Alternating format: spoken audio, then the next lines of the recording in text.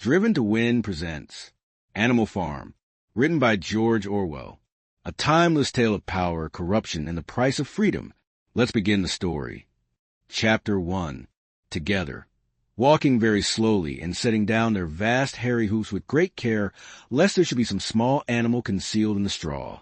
Clover was a stout, motherly mare approaching middle life, who had never quite got her figure back after her fourth foal. Boxer was an enormous beast, nearly 18 hand high, and as strong as any two ordinary horses put together. A white stripe down his nose gave him a somewhat stupid appearance. And in fact, he was not a first-rate intelligence, but he was universally respected for his steadiness of character and tremendous powers of work. After the horses came Muriel, the white goat, and Benjamin, the donkey. Benjamin was the oldest animal on the farm, and the worst-tempered. He seldom talked, and when he did, it was usually to make some cynical remark. For instance, he would say that God had given him a tail to keep the flies off, but that he would sooner have had no tail and no flies. Alone among the animals on the farm, he never laughed. If asked why, he would say that he saw nothing to laugh at. Nevertheless, without openly admitting it, he was devoted to Boxer. The two of them usually spent their Sundays together in the small paddock beyond the orchard, grazing side by side and never speaking. The two horses had just lain down when a brood of ducklings, which had lost their mother, filed into barn, cheeping feebly and wandering from side to side to find some place where they would not be trodden on. Clover made a sort of wall round them with her great foreleg, and the ducklings nestled down inside it and promptly fell asleep. At the last moment Molly, the foolish, pretty white mare who drew Mr. Jones's trap, came mincing daintily in, chewing at a lump of sugar. She took a place near the front and began flirting her white mane, hoping to draw attention to the red ribbons it was plaited with. Last of all came the cat, who looked round, as usual, for the warmest place, and finally squeezed herself in between Boxer and Clover. There she purred contentedly throughout Major's speech without listening to a word of what he was saying. All the animals were now present except Moses, the tame raven, who slept on a perch behind the back door. When Major saw that they had all made themselves comfortable and were waiting attentively, he cleared his throat and began. Comrades, you have heard already about the strange dream that I had last night, but I will come to the dream later. I have something else to say first. I do not think, comrades, that I shall be with you for many months longer, and before I die, I feel it my duty to pass on to you such wisdom as I have acquired. I have had a long life. I have had much time for thought as I lay alone in my stall, and I think I may say that I understand the nature of life on this earth as well as any animal now living. It is about this that I wish to speak to you. Now, comrades, what is the nature of this life of ours? Let us face it, our lives are miserable, laborious, and short. We are born. We are given just so much food as will keep the breath in our bodies, and those of us who are capable of it are forced to work to the last atom of our strength. And the very instant that our usefulness has come to an end, we are slaughtered with hideous cruelty. No animal in England knows the meaning of happiness or leisure after he is a year old. No animal in England is free. The life of an animal is misery and slavery. That is the plain truth. But is this simply part of the order of nature? Is it because this land of ours is so poor that it cannot afford a decent life to those who dwell upon it? No. Comrades, a thousand chimis no. The soil of England is fertile, its climate is good. It is capable of affording food in abundance to an enormously greater number of animals than now inhabit it. This single farm of ours would support a dozen horses, 20 cows, hundreds of sheep, and all of them living in a comfort and a dignity that are now almost beyond our imagining. Why then do we continue in this miserable condition? Because nearly the whole of the produce of our labor is stolen from us by human beings. Their comrades is the answer to all our problems. It is summed up in a single word. Man is the only real enemy we have. Remove man from the scene, and the root cause of hunger and overwork is abolished forever. Man is the only creature that consumes without producing. He does not give milk. He does not lay eggs. He is too weak to pull the plow. He cannot run fast enough to catch rabbits.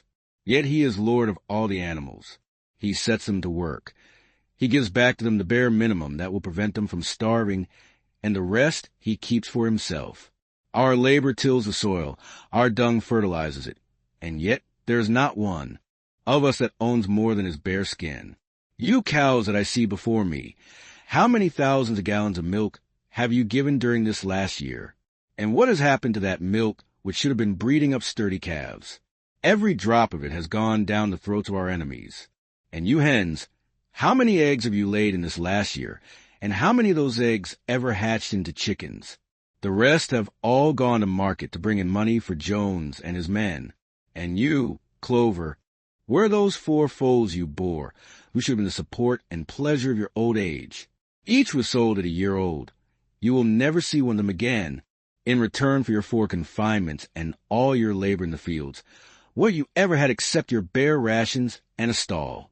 And even the miserable lives we lead are not allowed to reach their natural span. For myself I do not grumble, for I am one of the lucky ones. I am 12 years old, and have had over 400 children, such as a natural life of a pig. But no animal escapes the cruel knife in the end. You young porkers who are sitting in front of me, every one of you will scream your lives out at the block within a year. To that horror we all must come. Cows, pigs, hens, sheep, everyone. Even the horses and the dogs have no better fate. You boxer, the very day that those great muscles of yours lose their power, Jones will sell you to the knacker, who will cut your throat and boil you down for the foxhounds. As for the dogs, when they grow old and toothless, Jones ties a brick round their necks and drowns them in the nearest pond. Is it not crystal clear, then, comrades, that all the evils of this life of ours spring from the tyranny of human beings? Only get rid of man, and the produce of our labor would be our own. Almost overnight we could become rich and free. What then must we do? Why, work night and day, body and soul, for the overthrow of the human race. That is my message to you, comrades, rebellion. I do not know when that rebellion will come. It might be in a week or in 100 years. But I know, as surely as I see the straw beneath my feet, that sooner or later justice will be done. Fix your eyes on that, comrades, throughout the short remainder of your lives. And above all, pass on this message of mine to those who come after you, so that future generations shall carry on the struggle until it is victorious. And remember, comrades, your resolution must never falter. No argument must lead you astray. Never listen when they tell you that man and the animals have a common interest, that the prosperity of the one is the prosperity of the others. It is all lies. Man serves the interests of no creature except himself. And among us animals let there be perfect unity, perfect comradeship in the struggle. All men are enemies. All animals are comrades. At this moment there was a tremendous uproar. While Major was speaking, 4 large rats had crept out of their holes and were sitting on their hindquarters, listening to him. The dogs had suddenly caught sight of them, and it was only by a swift dash of their holes that the rats saved their lives.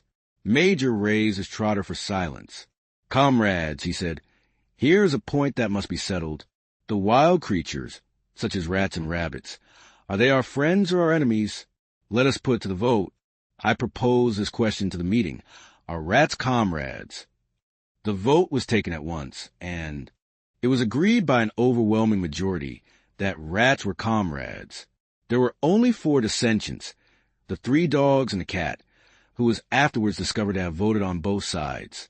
Major continued, I have little more to say. I merely repeat, remember always your duty of enmity towards man and all his ways. Whatever goes upon 2 legs is an enemy. Whatever goes upon 4 legs or has wings is a friend. And remember also that in fighting against man, we must not come to resemble him. Even when you have conquered him, do not adopt his vices. No animal must ever live in a house or sleep in a bed or wear clothes or drink alcohol or smoke tobacco or touch money or engage in trade. All the habits of man are evil. And, above all, no animal must ever tyrannize over his own kind. Weak or strong, clever or simple, we are all brothers. No animal must ever kill any other animal. All animals are equal. And now, comrades, I will tell you about my dream of last night. I cannot describe that dream to you. It was a dream of the earth, as it will be when man has vanished. But it reminded me of something that I had long forgotten. Many years ago, when I was a little pig, my mother and the other sows used to sing an old song of which they knew only the tune and the first 3 words. I had known that tune in my infancy, but it had long since passed out of my mind. Last night, however, it came back to me in my dream, and what is more, the words of the song also came. Backwards, I am certain, which were sung by the animals of long ago and have been lost in memory for generations. I will sing you that song now. Comrades, I am old and my voice is hoarse, but when I have taught you the tune, you can sing it better for yourselves. It is called Beasts of England. Old Major cleared his throat and began to sing. As he had said, his voice was hoarse, but he sang well enough, and it was a stirring tune, something between Clementine and La Cucaracha. The words ran, Beasts of England, beasts of Ireland, beasts of every land and clime, hearken to my joyful tidings of the golden future time. Soon or late the day is coming. Tyrant man shall be overthrown, and the fruitful fields of England shall be trod by beasts alone. Rings shall vanish from our noses, and the harness from our back. Bit and spurs shall rust forever. Cruel whips no more shall crack. Riches more than mine can picture, wheat and barley, oats and hay, clover, beans, and mangel-wurzel shall be ours upon that day. Bright will shine the fields of England. Purer shall its waters be. Sweeter yet shall blow its breezes on the day that sets us free. For that day we all must labor, though we die before it break. Cows and horses, geese and turkeys, the singing of this song to the animals into the wildest excitement. Almost before Major had reached the end, they had begun singing it for themselves. Even the stupidest of them had already picked up the tune and a few of the words, and as for the clever ones, such as the pigs and dogs, they had the entire song by heart within a few minutes. And then, after a few preliminary tries, the whole farm burst out into Beasts of England in tremendous unison. The cows lowed it, the dogs whined it, the sheep bleated it, the horses whinnied it, the ducks quacked it. They were so delighted with the song that they sang it right through 5 times in succession, and might have continued singing it all night if they had not been interrupted. Unfortunately, the uproar woke Mr. Jones, who sprang out of bed, making sure that there was a fox in the yard. He seized a gun which always stood in a corner of his bedroom, and let fly a charge of number 6 shot into the darkness. The pellets buried themselves in the wall of the barn, and the meeting broke up hurriedly. Everyone fled to his own sleeping place. The birds jumped onto their perches. The animals settled down in the straw, and the whole farm was asleep in a moment. All must toil for freedom's sake. Beasts of England, beasts of Ireland, beasts of every land and clime, hearken well, and spread my tidings of the golden future time. https://ebooks adelaide.edu/o/Orwell/George/079 /chapter1 HTML last updated Sunday, March 27, 2016 at 11:58 Animal Farm. By George Orwell. 3 nights later, old Major died peacefully in his sleep. His body was buried at the foot of the orchard. This was early in March. During the next 3 months, there was much secret activity. Major's speech had given to the more intelligent animals on the farm a completely new outlook on life. They did not know when the rebellion predicted by Major would take place.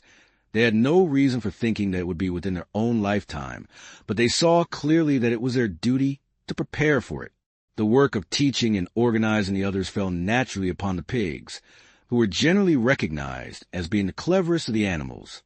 Preeminent among the pigs were 2 young boars named Snowball and Napoleon, whom Mr. Jones was breeding up for sale. Napoleon was a large, rather fierce-looking Berkshire boar, the only Berkshire on the farm, not much of a talker, but with a reputation for getting his own way. Snowball was a more vivacious pig than Napoleon, quicker in speech and more inventive, but was not considered to have the same depth of character. All the other male pigs on the farm were porkers. The best known among them was a small fat pig named Squealer, with very round cheeks, twinkling eyes, nimble movements, and a shrill voice. He was a brilliant talker, and when he was arguing some difficult point, he had a way of skipping from side to side and whisking his tail, which was somehow very persuasive.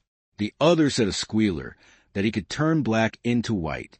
These three had elaborated old Major's teachings into a complete system of thought, to which they gave the name of animalism.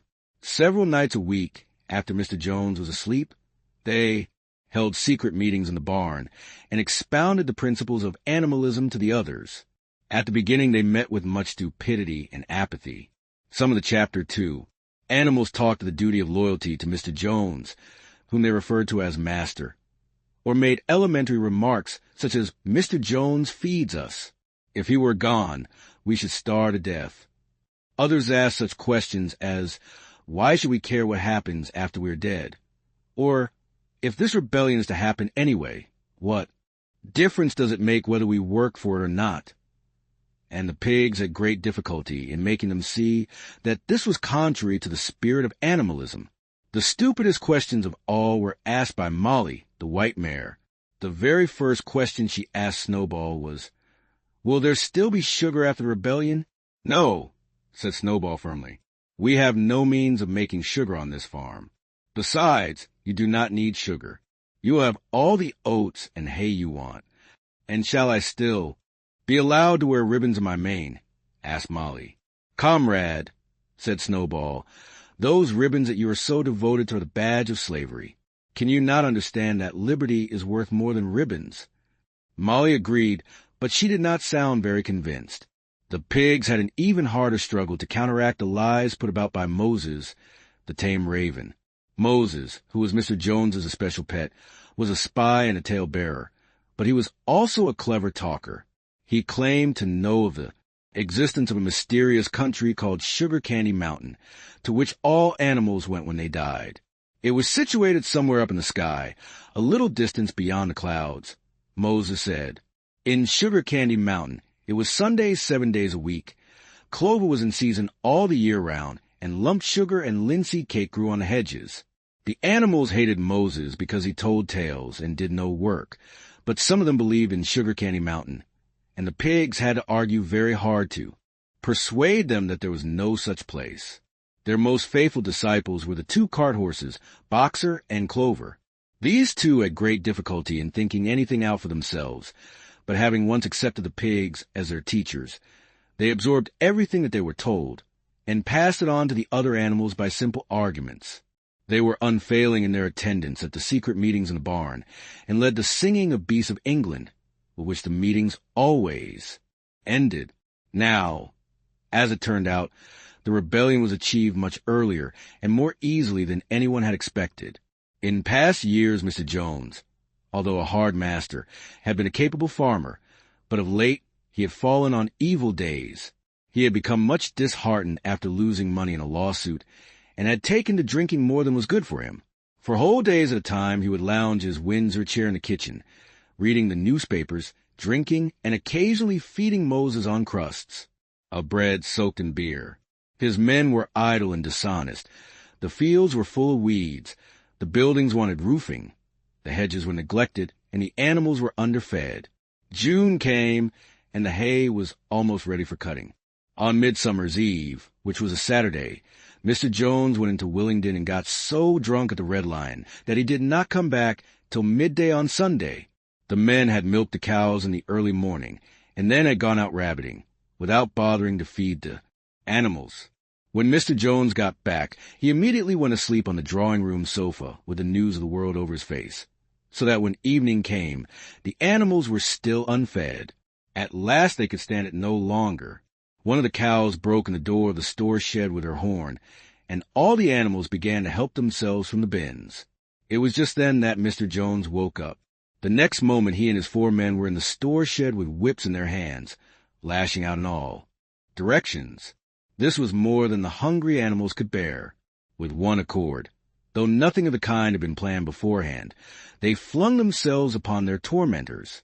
Jones and his men suddenly found themselves being butted and kicked from all sides. The situation was quite out of their control. They had never seen animals behave like this before, and this sudden uprising of creatures whom they were used to thrashing and maltreating just as they chose frightened them almost out of their wits. After only a moment or two, they gave up trying to defend themselves and took to their heels. A minute later, all 5 of them were in full flight down the cart track that led to the main road, with the animals pursuing them in triumph. Mrs. Jones looked out of the bedroom window, saw what was happening, hurriedly flung a few possessions into a carpet bag, and slipped out of the farm by another way. Moses sprang off his perch and flapped after her, croaking loudly. Meanwhile, the animals had chased Jones and his men out onto the road and slammed the 5-barred gate behind them. And so, almost before they knew what was happening, the rebellion had been successfully carried through. Jones was expelled, and the manor farm was theirs. For the first few minutes, the animals could hardly believe in their good fortune. Their first act was to gallop in a body right round the boundaries of the farm, as though to make quite sure that no human being was hiding anywhere upon it. Then they raced back to the farm buildings to wipe out the last traces of Jones's hated reign. The harness room at the end of the stables was broken open. The bits, the nose rings, the dog chains, the cruel knives with which Mr. Jones had been used to castrate the pigs and lambs, were all flung down the well. The reins, the halters, the blinkers, the degrading nose bags, were thrown onto the rubbish fire which was burning in the yard. So were the whips. All the animals capered with joy when they saw the whips going up in flames. Snowball also threw on to the fire the ribbons with which the horses' manes and tails had usually been decorated on market days. Ribbons, he said, should be considered as clothes, which are the mark of a human being. All animals should go naked. When Boxer heard this, he fetched the small straw hat which he wore in summer to keep the flies out his ears, and flung it onto the fire with the rest. In a very little while the animals had destroyed everything that reminded them of Mr. Jones. Napoleon then led them back to the store shed and served out a double ration of corn to everybody, with 2 biscuits for each dog. Then they sang Beasts of England from end to end 7 times running, and after that they settled down for the night and slept as they had never slept before. But they woke at dawn as usual, and suddenly remembering the glorious thing that had happened, they all raced out into the pasture together. A little way down the pasture there was a knoll that commanded a view of most of the farm. The animals rushed to the top of it and gazed round them in the clear morning light. Yes, it was theirs. Everything that they could see was theirs. In the ecstasy of that thought, they gamboled round and round. They hurled themselves into the air in great leaps of excitement. They rolled in the dew. They cropped mouthfuls of the sweet summer grass. They kicked up clods of the black earth and snuffed its rich scent. Then they made a tour of inspection of the whole farm and surveyed with speechless admiration the ploughland, the hayfield, the orchard, the pool, the spinney. It was as though they had never seen these things before, and even now they could hardly believe that it was all their own. Then they filed back to the farm buildings and halted in silence outside the door of the farmhouse. That was theirs too, but they were frightened to go inside. After a moment, however, Snowball and Napoleon butted the door, opened with their shoulders, and the animals entered in single file, walking with the utmost care for fear of disturbing anything. They tiptoed from room to room, afraid to speak above a whisper and gazing with a kind of awe at the unbelievable luxury, at the beds with their feather mattresses, the looking-glasses, the horsehair sofa, the Brussels carpet, the lithograph of Queen Victoria over the drawing-room mantelpiece. They were thus coming down the stairs when Molly was discovered to be missing. Going back, the others found that she had remained behind in the best bedroom. She had taken a piece of blue ribbon from Mrs. Jones's dressing table, and was holding it against her shoulder and admiring herself in the glass in a very foolish manner. The others reproached her sharply, and they went outside. Some hams hanging in the kitchen were taken out for burial, and the barrel of beer in the scullery was stove in with a kick from Boxer's hoof. Otherwise nothing in the house was touched. A unanimous resolution was passed on the spot that the farmhouse should be preserved as a museum. All were agreed that no animal must ever live there. The animals had their breakfast, and then Snowball and Napoleon called them together again. "Comrades," said Snowball, "it is 6:30, and we have a long day before us. Today we begin the hay harvest, but there is another matter that must be attended to first." The pigs now revealed that during the past 3 months they had taught themselves to read and write from an old spelling book which had belonged to Mr. Jones's children, and which had been thrown on the rubbish heap.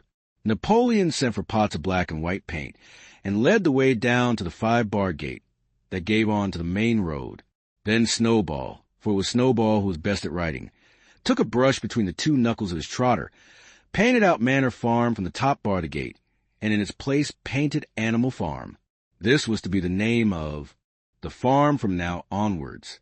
After this, they went back to the farm buildings, where Snowball and Napoleon sent for a ladder, which they caused to be set against the end wall of the big barn.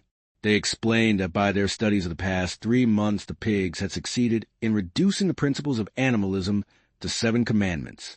These 7 commandments would now be inscribed on the wall.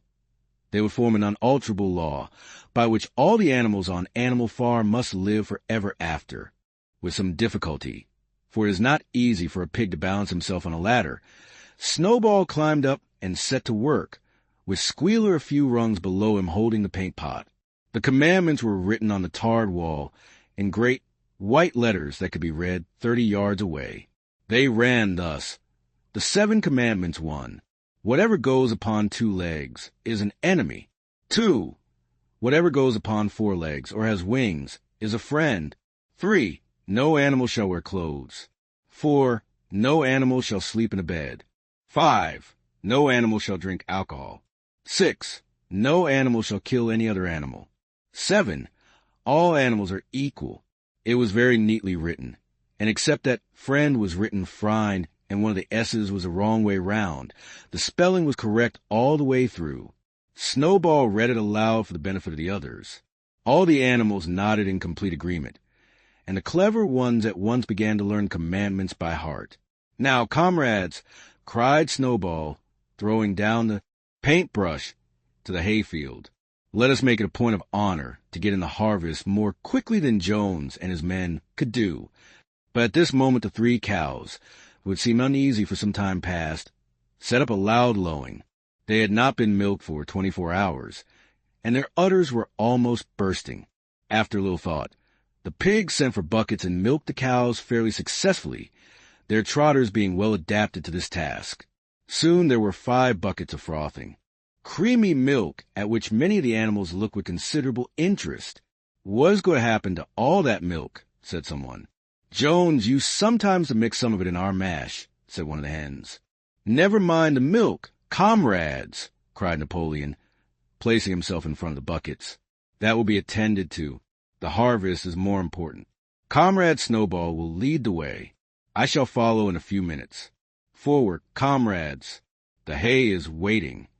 So the animals trooped down to the hayfield to begin the harvest, and when they came back in the evening, it was noticed that the milk had disappeared.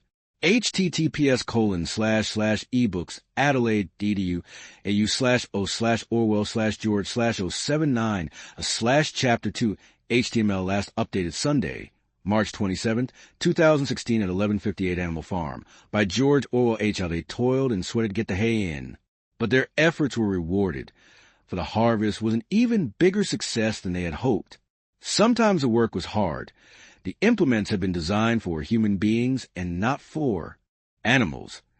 And it was a great drawback that no animal was able to use any tool that involved standing on his hind legs. But the pigs were so clever that they could think of a way around every difficulty. As for the horses, they knew every inch of the field, and in fact understood the business of mowing and raking far better than Jones and his men had ever done. The pigs did not actually work, but directed and supervised the others. With their superior knowledge, it was natural that they should assume the leadership. Boxer and Clover would harness themselves to the cutter or the horse rake. No bits or reins were needed in these days, of course, and tramp steadily round and round the field with a pig walking behind and calling out, "Gee up, comrade," or "Whoa back, comrade," as the case might be. And every animal down to the humblest worked at turning the hay and gathering it. Even the ducks and hens toiled to and fro all day in the sun, carrying tiny wisps of hay in their beaks. And they finished the harvest in 2 days, less time than it had usually taken Jones and his men. Moreover, it was the biggest harvest that the farm had ever seen. There was no wastage whatever. The hens and ducks with their sharp eyes had gathered up the very last stalk, and not an animal on the farm had stolen so much as a mouthful. All through that summer the work of the farm went like clockwork. The animals were happy as they had never conceived it possible to be. Every mouthful of food was an acute positive pleasure, now that it was truly their own food, produced by themselves and for Chapter 3. Themselves, not doled out to them by a grudging master. With the worthless parasitical human beings gone, there was more for everyone to eat. There was more leisure, too. Inexperienced though the animals were, they met with many difficulties. For instance, later in the year, when they harvested the corn, they had to tread it out in the ancient style and blow away the chaff with their breath, since the farm possessed no threshing machine. But the pigs, with their cleverness, and Boxer, with his tremendous muscles, always pulled them through. Boxer was the admiration of everybody. He had been a hard worker, even in Jones's time, but now he seemed more like 3 horses in one. There were days when the entire work of the farm seemed to rest on his mighty shoulders. From morning to night, he was pushing and pulling, always at the spot where the work was hardest. He had made an arrangement with one of the cockerels to call him in the mornings half an hour earlier than anyone else, and would put in some volunteer labor at whatever seemed to be most needed. Before the regular day's work began, his answer to every problem, every setback, was, "I will work harder," which he had adopted as his personal motto. But everyone worked according to his capacity. The hens and ducks, for instance, saved 5 bushels of corn at the harvest by gathering up the stray grains. Nobody stole. Nobody grumbled over his rations. The quarreling and biting and jealousy, which had been normal features of life in the old days, had almost disappeared. Nobody shirked, or almost nobody. Molly, it was true, was not good at getting up in the mornings, and had a way of leaving work early on the ground that there was a stone in her hoof. And the behavior of the cat was somewhat peculiar. It was soon noticed that when there was work to be done, the cat could never be found. She would vanish for hours on end, and then reappear at meal times or in the evening after work was over, as though nothing had happened. But she always made such excellent excuses and purred so affectionately that it was impossible not to believe in her good intentions. Old Benjamin, the donkey, seemed quite unchanged since the rebellion. He did his work in the same slow, obstinate way as he had done it in Jones's time, never shirking and never volunteering for extra work either. About the rebellion and its results he would express no opinion. When asked whether he was not happier now that Jones was gone, he would say, "Only donkeys live a long time. None of you has ever seen a dead donkey," and the others had to be content with this cryptic answer. On Sundays there was no work. Breakfast was an hour later than usual, and after breakfast there was a ceremony which was observed every week without fail. First came the hoisting of the flag. Snowball had found in the harness room an old green tablecloth of Mrs. Jones's, and had painted on it a hoof and a horn in white. This was run up the flagstaff in the farmhouse garden every Sunday morning. The flag was green, Snowball explained, to represent the green field of England, while the hoof and horn signified the future republic of the animals, which would arise when the human race had been finally overthrown. After the hoisting of the flag, all the animals trooped into the big barn for a general assembly, which was known as the meeting. Here the work of the coming week was planned out, and resolutions were put forward and debated. It was always the pigs who put forward the resolutions. The other animals understood how to vote, but could never think of any resolutions of their own. Snowball and Napoleon were by far the most active in the debates, but it was noticed that these two were never in agreement. Whatever suggestion either of them made, the other could be counted on to oppose it. Even when it was resolved, a thing no one could object to in itself. To set aside the small paddock behind the orchard as a home of rest for animals who were past work, there was a stormy debate over the correct retiring age for each class of animal. The meeting always ended with the singing of Beasts of England, and the afternoon was given up to recreation. The pigs had set aside the harness room as a headquarters for themselves. Here, in the evenings, they studied blacksmithing, carpentering, and other necessary arts from books which they had brought out of the farmhouse.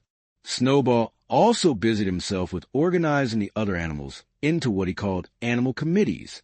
He was indefatigable at this. He formed the Egg Production Committee for the hens, the Clean Tails League for the cows, the Wild Comrades Re-Education Committee. The object of this was to tame the rats and rabbits, the Whiter Wool Movement for the sheep, and various others, besides instituting classes in reading and writing. On the whole, these projects were a failure. The attempt to tame the wild creatures, for instance, broke down almost immediately. They continued to behave very much as before, and when treated with generosity, simply took advantage of it. The cat joined the re-education committee and was very active in it for some days. She was seen one day sitting on a roof and talking to some sparrows who were just out of her reach. She was telling them that all animals were now comrades and that any sparrow who chose could come and perch on her paw, but the sparrows kept their distance. The reading and writing classes, however, were a great success. By the autumn, almost every animal on the farm was literate in some degree. As for the pigs, they could already read and write perfectly. The dogs learned to read fairly well, but were not interested in reading anything except the 7 Commandments. Muriel, the goat, could read somewhat better than the dogs, and sometimes used to read the others in the evenings from scraps of newspaper which he found on the rubbish heap. Benjamin could read as well as any pig, but never exercised his faculty. So far as he knew, he said there was nothing worth reading. Clover learnt the whole alphabet, but could not put words together.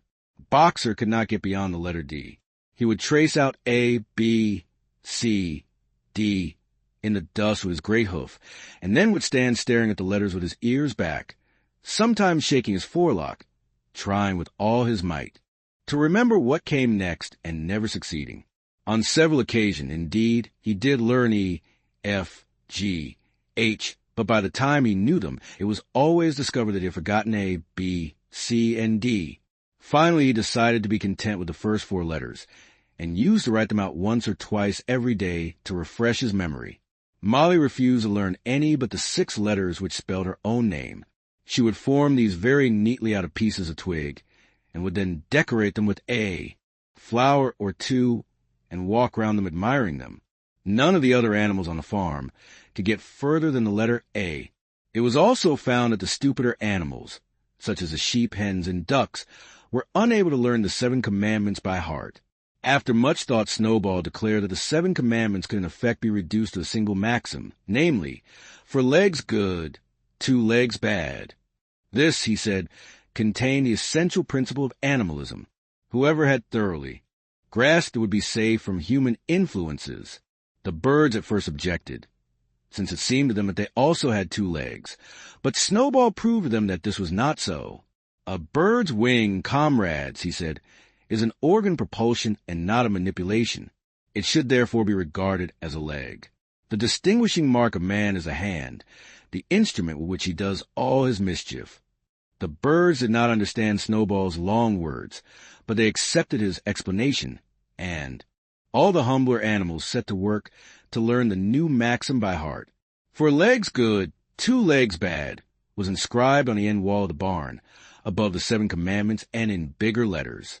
When they had once got it by heart, the sheep developed a great liking for this maxim, and often as they lay in the field, they would all start bleating, for legs good, 2 legs bad, for legs good, 2 legs bad, and keep it up for hours on end, never growing tired of it. Napoleon took no interest in Snowball's committees. He said that the education of the young was more important than anything that could be done for those who were already grown up. It happened that Jessie and Bluebell had both whelped soon after the hay harvest, giving birth between them to 9 sturdy puppies. As soon as they were weaned, Napoleon took them away from their mothers, saying that he would make himself responsible for their education. He took them up into a loft which could only be reached by a ladder from the harness room, and there kept them in such seclusion that the rest of the farm soon forgot their existence. The mystery of where the milk went to was soon cleared up. It was mixed every day into the pig's mash. The early apples were now ripening, and the grass of the orchard was littered with windfalls. The animals had assumed as a matter of course that these would be shared out equally. One day, however, the order went forth that all the windfalls were to be collected and brought to the harness room for the use of the pigs. At this some of the other animals murmured, but it was no use. All the pigs were in full agreement on this point, even Snowball and Napoleon. Squealer was sent to make the necessary explanations to the others. "Comrades," he cried, "you do not imagine, I hope, that we pigs are doing this in a spirit of selfishness and privilege? Many of us actually dislike milk and apples. I dislike them myself. Our sole object in taking these things is to preserve our health. Milk and apples, this has been proved by science, Comrades contain substances absolutely necessary to the well-being of a pig. We pigs are brain workers. The whole management and organization of this farm depend on us. Day and night we are watching over your welfare. It is for your sake that we drink that milk and eat those apples. Do you know what would happen if we pigs failed in our duty? Jones would come back. Yes, Jones would come back. Surely, comrades, cried Squealer almost pleadingly, skipping from side to side and whisking his tail. Surely there is no one among you who wants to see Jones come back? Now if there was one thing that the animals were completely certain of, it was that they did not want Jones back. When it was put to them in this light, they had no more to say. The importance of keeping the pigs in good health was all too obvious. So it was agreed without further argument that the milk and the windfall apples, and also the main crop of apples when they ripened, should be reserved for the pigs alone. https://ebooks Adelaide edu au/Orwell/George/079 /chapter 3 last updated Sunday, March 27, 2016 at 11:58 Animal Farm. By George Orwell, be while the late some of the news of what had happened on Animal Farm had spread across half the county. Every day Snowball and Napoleon sent out flights of pigeons, whose instructions were to mingle with the animals on neighboring farms, tell them the story of the rebellion, and teach them the tune of Beasts of England. Most of this time Mr. Jones had spent sitting in the taproom of the Red Lion at Willingdon, complaining to anyone who would listen to the monstrous injustice he had suffered in being turned out as property by a pack of good-for-nothing animals. The other farmers sympathized in principle, but they did not at first give him much help. At heart, each of them was secretly wondering whether he could not somehow turn Jones's misfortune to his own advantage. It was lucky that the owners of the two farms which adjoined Animal Farm were on permanently bad terms. One of them, which was named Foxwood, was a large, neglected, old-fashioned farm, much overgrown by woodland, with all its pastures worn out and its hedges in a disgraceful condition. Its owner, Mr. Pilkington, was an easy-going gentleman farmer who spent most of his time in fishing or hunting according to the season. The other farm, which was called Pinchfield, was smaller and better kept. Its owner was a Mr. Frederick, a tough, shrewd man, perpetually involved in lawsuits and with a name for driving hard bargains. These two disliked each other so much that it was difficult for them to come to any agreement, even in defense of their own interests. Nevertheless, they were both thoroughly frightened by the rebellion on Animal Farm, and very anxious to prevent their own animals from learning too much about it. At first they pretended to laugh, to scorn the idea of animals managing a farm for themselves. The whole thing would be over in a fortnight, they said. They put it Chapter 4, about that the animals on the Manor Farm, they insisted on calling it the Manor Farm. They would not tolerate the name Animal Farm, were perpetually fighting among themselves, and were also rapidly starving to death. When time passed and the animals had evidently not starved to death, Frederick and Pilkington changed their tune and began to talk of the terrible wickedness that now flourished on Animal Farm. It was given out that the animals there practiced cannibalism, tortured one another with red-hot horseshoes, and had their females in common. This was what came of rebelling against the laws of nature, Frederick and Pilkington said. However, these stories were never fully believed. Rumors of a wonderful farm, where the human beings have been turned out and the animals manage their own affairs, continued to circulate in vague and distorted forms, and throughout that year a wave of rebelliousness ran through the countryside. Bulls, which had always been tractable, suddenly turned savage. Sheep broke down hedges and devoured the clover. Cows kicked the pail over. Hunters refused their fences and shot their riders on to the other side. Above all, the tune and even the words of Beasts of England were known everywhere. It had spread with astonishing speed. The human beings could not contain their rage when they heard this song, though they pretended to think it merely ridiculous. They could not understand, they said, how even animals could bring themselves to sing such contemptible rubbish. Any animal caught singing, it was given a flogging on the spot, and yet the song was irrepressible. The blackbirds whistled in the hedges, the pigeons cooed in the elms. It got into the din of the smithies and the tune of the church bells. And when the human beings listened to it, they secretly trembled, hearing in it a prophecy of their future doom. Early in October, when the corn was cut and stacked and some of it was already threshed, a flight of pigeons came whirling through the air and alighted in the yard of Animal Farm in the wildest excitement. Jones and all his men, with half a dozen others from Foxwood and Pinchfield, had entered the 5-bar gate and were coming up the cart track that led to the farm. They were all carrying sticks, except Jones, who was marching ahead with a gun in his hands. Obviously, they were going to attempt to recapture the farm. This had long been expected, and all preparations had been made. Snowball, who had studied an old book of Julius Caesar's campaigns which he found in the farmhouse, was in charge of the defensive operations. He gave his orders quickly, and in a couple of minutes every animal was at his post. As the human beings approached the farm buildings, Snowball launched his first attack. All the pigeons, to the number of 35, flew to and fro over the men's heads and muted upon them from midair. And, while the men were dealing with this, the geese, who had been hiding behind the hedge, rushed out and pecked viciously at the calves of their legs. However, this was only a light skirmishing maneuver, intended to create a little disorder, and the men easily drove the geese off with their sticks. Snowball now launched his second line of attack. Muriel, Benjamin, and all the sheep, with Snowball at the head of them, rushed forward and prodded and butted the men from every side, while Benjamin turned around and lashed at them with his small hoofs. But once again the men, with their sticks and their hobnail boots, were too strong for them, and suddenly at a squeal from Snowball, which was a signal for retreat, all the animals turned and fled through the gateway into the yard. The men gave a shout of triumph. They saw, as they imagined, their enemies in flight, and they rushed after them in disorder. This was just what Snowball had intended. As soon as they were well inside the yard, the 3 horses, the 3 cows, and the rest of the pigs, who had been lying in ambush in the cowshed, suddenly emerged in their rear, cutting them off. Snowball now gave the signal for the charge. He himself dashed straight for Jones. Jones saw him coming, raised his gun, and fired. The pellet scored bloody streaks along Snowball's back, and a sheep dropped dead. Without halting for an instant, Snowball flung his 15-stone against Jones's legs. Jones was hurled into a pile of dung, and his gun flew out of his hands. But the most terrifying spectacle of all was Boxer, rearing up on his hind legs and striking out with his great iron-shod hoofs like a stallion. His very first blow took a stable lad from Foxwood on the skull and stretched him lifeless in the mud. At the sight, several men dropped their sticks and tried to run. Panic overtook them, and the next moment all the animals together were chasing them round and round the yard. They were gored, kicked, bitten, trampled on. There was not an animal on the farm that did not take vengeance on them after his own fashion.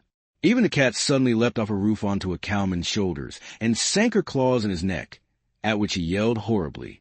At a moment when the opening was clear, the men were glad enough to rush out of the yard and make a bolt for the main road. And so within 5 minutes of their invasion, they were in ignominious retreat by the same way as they had come, with a flock of geese hissing after them and pecking at their calves all the way. All the men were gone except one. Back in the yard, Boxer was pawing with his hoof at the stable lad, who lay face down in the mud, trying to turn him over. The boy did not stir. "He is dead," said Boxer sorrowfully. "I had no intention of doing that. I forgot that I was wearing iron shoes. Who will believe that I did not do this on purpose?" "No sentimentality, comrade," cried Snowball, from whose wounds the blood was still dripping. "War is war. The only good human being is a dead one. I have no wish to take life, not even human life," repeated Boxer, and his eyes were full of tears. "Where is Molly?" exclaimed somebody. Molly, in fact, was missing. For a moment there was great alarm. It was feared that the men might have harmed her in some way, or even carried her off with them. In the end, however, she was found hiding in her stall with her head buried among the hay in the manger. She had taken to flight as soon as the gun went off, and when the others came back from looking for her, it was to find that the stable lad, who in fact was only stunned, had already recovered and made off. The animals had now reassembled in the wildest excitement, each recounting his own exploits in the battle at the top of his voice. An impromptu celebration of the victory was held immediately. The flag was run up in Beasts of England, was sung a number of times. Then the sheep who had been killed was given a solemn funeral, a hawthorn bush being planted on her grave. At the graveside, Snowball made a little speech, emphasizing the need for all animals to be ready to die for Animal Farm if need be. The animals decided unanimously to create a military decoration, Animal Hero First Class, which was conferred there and then on Snowball and Boxer. It consisted of brass medal. They were really some old horse brasses which had been found in the harness room, to be worn on Sundays and holidays. There was also Animal Hero Second Class, which was conferred posthumously on the dead sheep. There was much discussion as to what the battle should be called. In the end, it was named the Battle of the Cowshed, since that was where the ambush had been sprung. Mr. Jones's gun had been found lying in the mud, and it was known that there was a supply of cartridges in the farmhouse. It was decided to set the gun up at the foot of the flagstaff, like a piece of artillery, and to fire it twice a year, once on October 12th, the anniversary of the Battle of the Cowshed, and once on Midsummer Day, the anniversary of the rebellion. https://ebooks Adelaide edu au/Orwell/George/079 /chapter 4 HTML last updated Sunday, March 27th, 2016 at 11:58 Animal Farm. By George Orwell. A.S. Winter drew on. Molly became more and more troublesome. She was late for work every morning and excused herself by saying that she had overslept, and she complained of mysterious pains, although her appetite was excellent. On every kind of pretext, she would run away from work and go to the drinking pool, where she would stand foolishly gazing at her own reflection in the water. But there were also rumors of something more serious.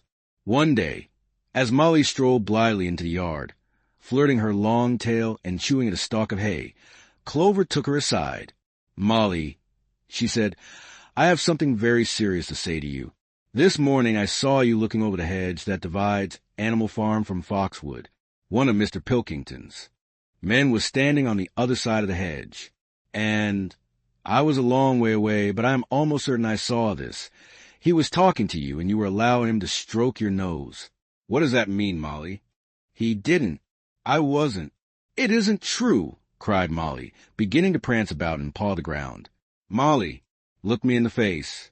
Do you give me your word of honor that that man was not stroking your nose?" "It isn't true," repeated Molly, but she could not look Clover in the face. And the next moment she took to her heels and galloped away into the field. A thought struck Clover. Without saying anything to the others, she went to Molly's stall and turned over the straw with her hoof. Hidden under the straw was a little pile of lumped sugar and several bunches of ribbon of different colors. 3 days later Molly disappeared. For some weeks nothing was Chapter 5 known of her whereabouts. Then the pigeons reported that they had seen her on the other side of Willingdon. She was between the shafts of a smart dog cart painted red and black, which was standing outside a public house. A fat red-faced man in checked breeches and gaiters, who looked like a publican, was stroking her nose and feeding her with sugar. Her coat was newly clipped, and she wore a scarlet ribbon round her forelock. She appeared to be enjoying herself, so the pigeon said. None of the animals ever mentioned Molly again. In January there came bitterly hard weather. The earth was like iron, and nothing could be done in the fields. Many meetings were held in the big barn, and the pigs occupied themselves with planning out the work of the coming season. It had come to be accepted that the pigs, who were manifestly cleverer than the other animals, should decide all questions of farm policy, though their decisions had to be ratified by a majority vote. This arrangement would have worked well enough if it had not been for the disputes between Snowball and Napoleon. These two disagreed at every point where disagreement was possible. If one of them suggested sowing a bigger acreage with barley, the other was certain to demand a bigger acreage of oats, and if one of them said that such and such a field was just right for cabbages, the other would declare that it was useless for anything except roots. Each had his own following, and there were some violent debates. At the meetings, Snowball often won over the majority by his brilliant speeches, but Napoleon was better at canvassing support for himself in between times. He was especially successful with the sheep.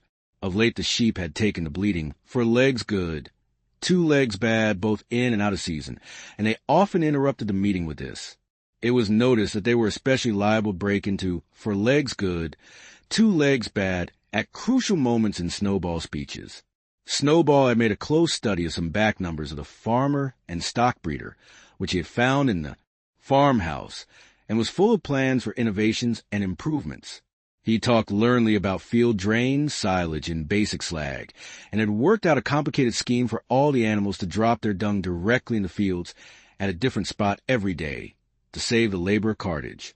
Napoleon produced no schemes of his own, but said quietly that Snowballs would come to nothing, and seemed to be biding his time. But of all their controversies, none was so bitter as the one that took place over the windmill. In the long pasture, not far from the farm buildings, there was a small knoll which was the highest point on the farm. After surveying the ground, Snowball declared that this was just the place for a windmill, which would be made to operate a dynamo and supply the farm with electrical power. This would light the stalls and warm them in winter, and would also run a circular saw, a chaff cutter, a mangel slicer, and an electric milking machine. The animals had never heard of anything of this kind before, for the farm was an old-fashioned one, and had only the most primitive machinery, and they listened in astonishment while Snowball conjured up pictures of fantastic machines, which would do their work for them while they grazed at their ease in the fields, or improve their minds with reading and conversation. Within a few weeks, Snowball's plans for the windmill were fully worked out. The mechanical details came mostly from 3 books, which had belonged to Mr. Jones. 1,000 useful things to do about the house, every man his own bricklayer, and electricity for beginners. Snowball used as a study a shed, which had once been used for incubators, and had a smooth wooden floor, suitable for drawing on. He was closeted there for hours at a time, with his books held open by a stone, and with a piece of chalk gripped between the knuckles of his trotter.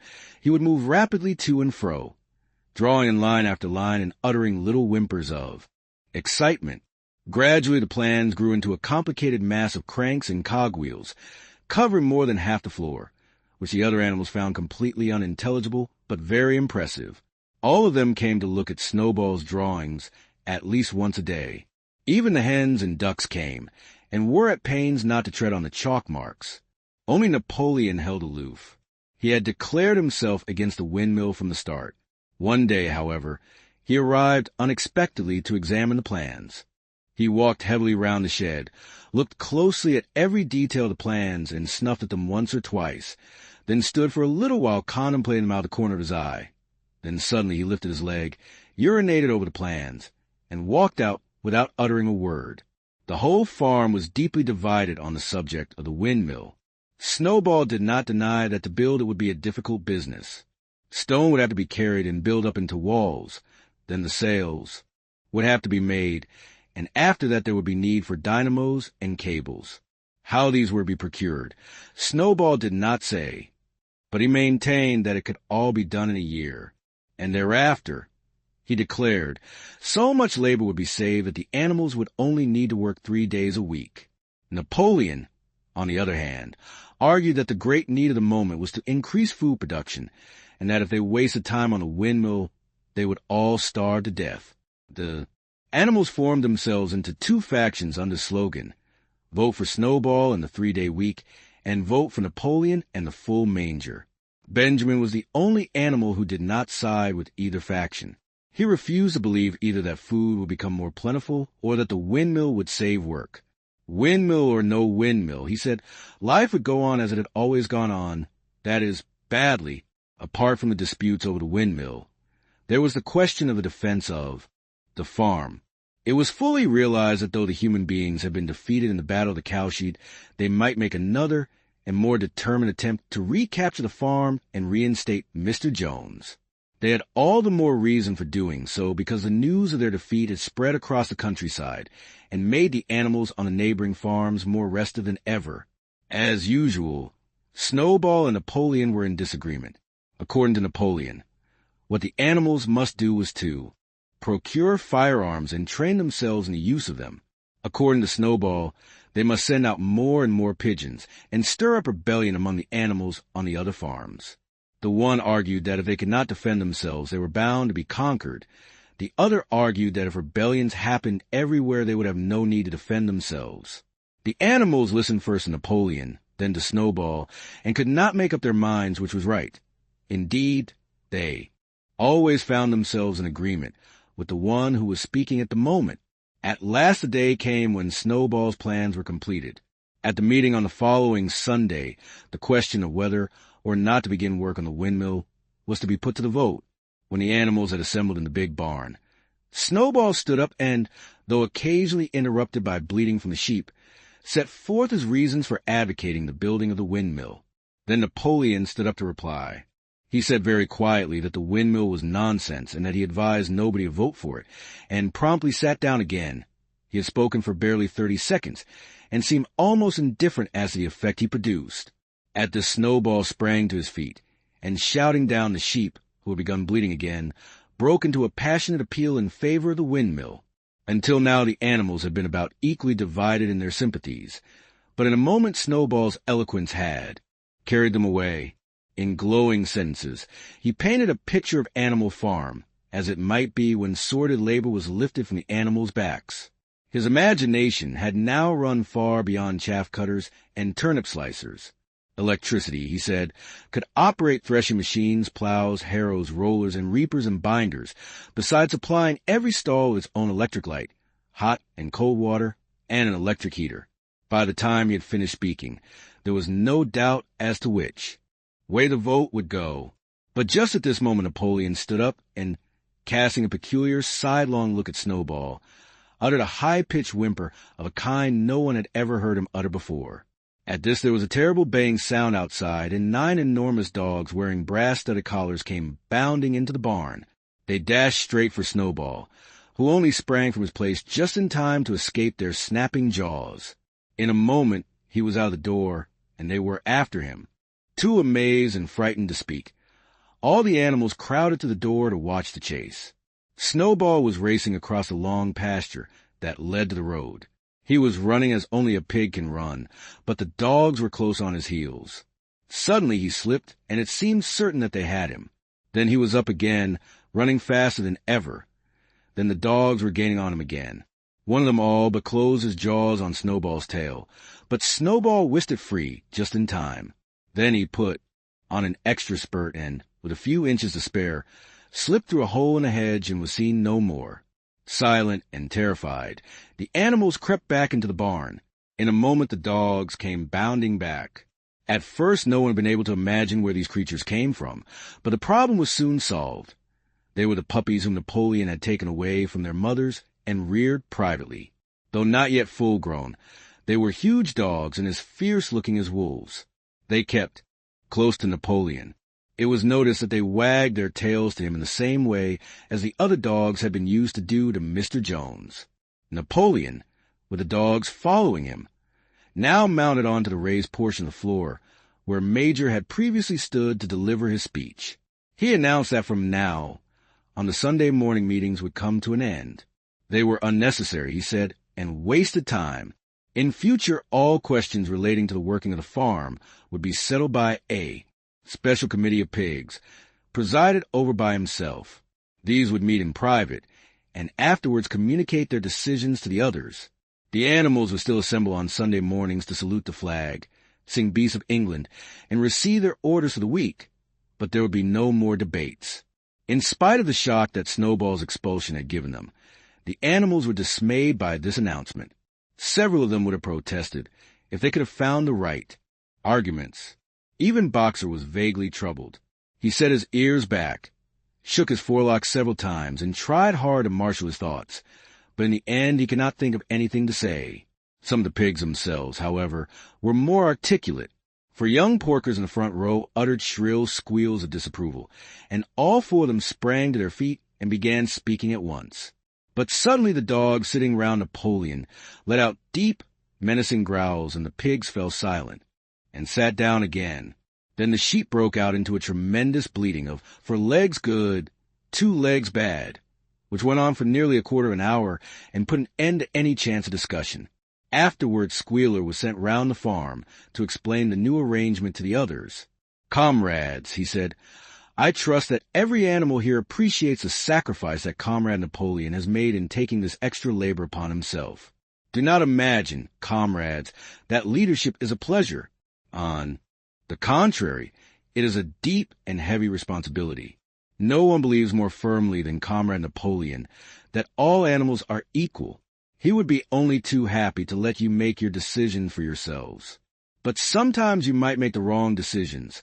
Comrades, and then where should we be? Suppose you decided to follow Snowball, with his moonshine of windmills. Snowball, who, as we now know, was no better than a criminal. He fought bravely at the Battle of the Cowshed, said somebody. Bravery is not enough, said Squealer. Loyalty and obedience are more important. And as to the Battle of the Cowshed, I believe the time will come when we shall find that Snowball's part in it was much exaggerated. Discipline, comrades, iron discipline. That is the watchword for today. One false step, and our enemies would be upon us. Surely, comrades, you do not want Jones back. Once again, this argument was unanswerable. Certainly, the animals did not want Jones back. If the holding of debates on Sunday mornings was liable to bring him back, then the debates must stop. Boxer, who had now had time to think things over, voiced the general feeling by saying, "If Comrade Napoleon says it, it must be right." And from then on he adopted the maxim, "Napoleon is always right," in addition to his private motto of, "I will work harder." By this time the weather had broken, and the spring plowing had begun. The shed where Snowball had drawn his plans of the windmill had been shut up, and it was assumed that the plans had been rubbed off the floor. Every Sunday morning at 10 o'clock the animals assembled in the big barn to receive their orders for the week. The skull of old Major, now clean of flesh, had been disinterred from the orchard and set up on a stump at the foot of the flagstaff, beside the gun. After the hoisting of the flag, the animals were required to file past the skull in a reverent manner before entering the barn. Nowadays they did not sit all together as they had done in the past.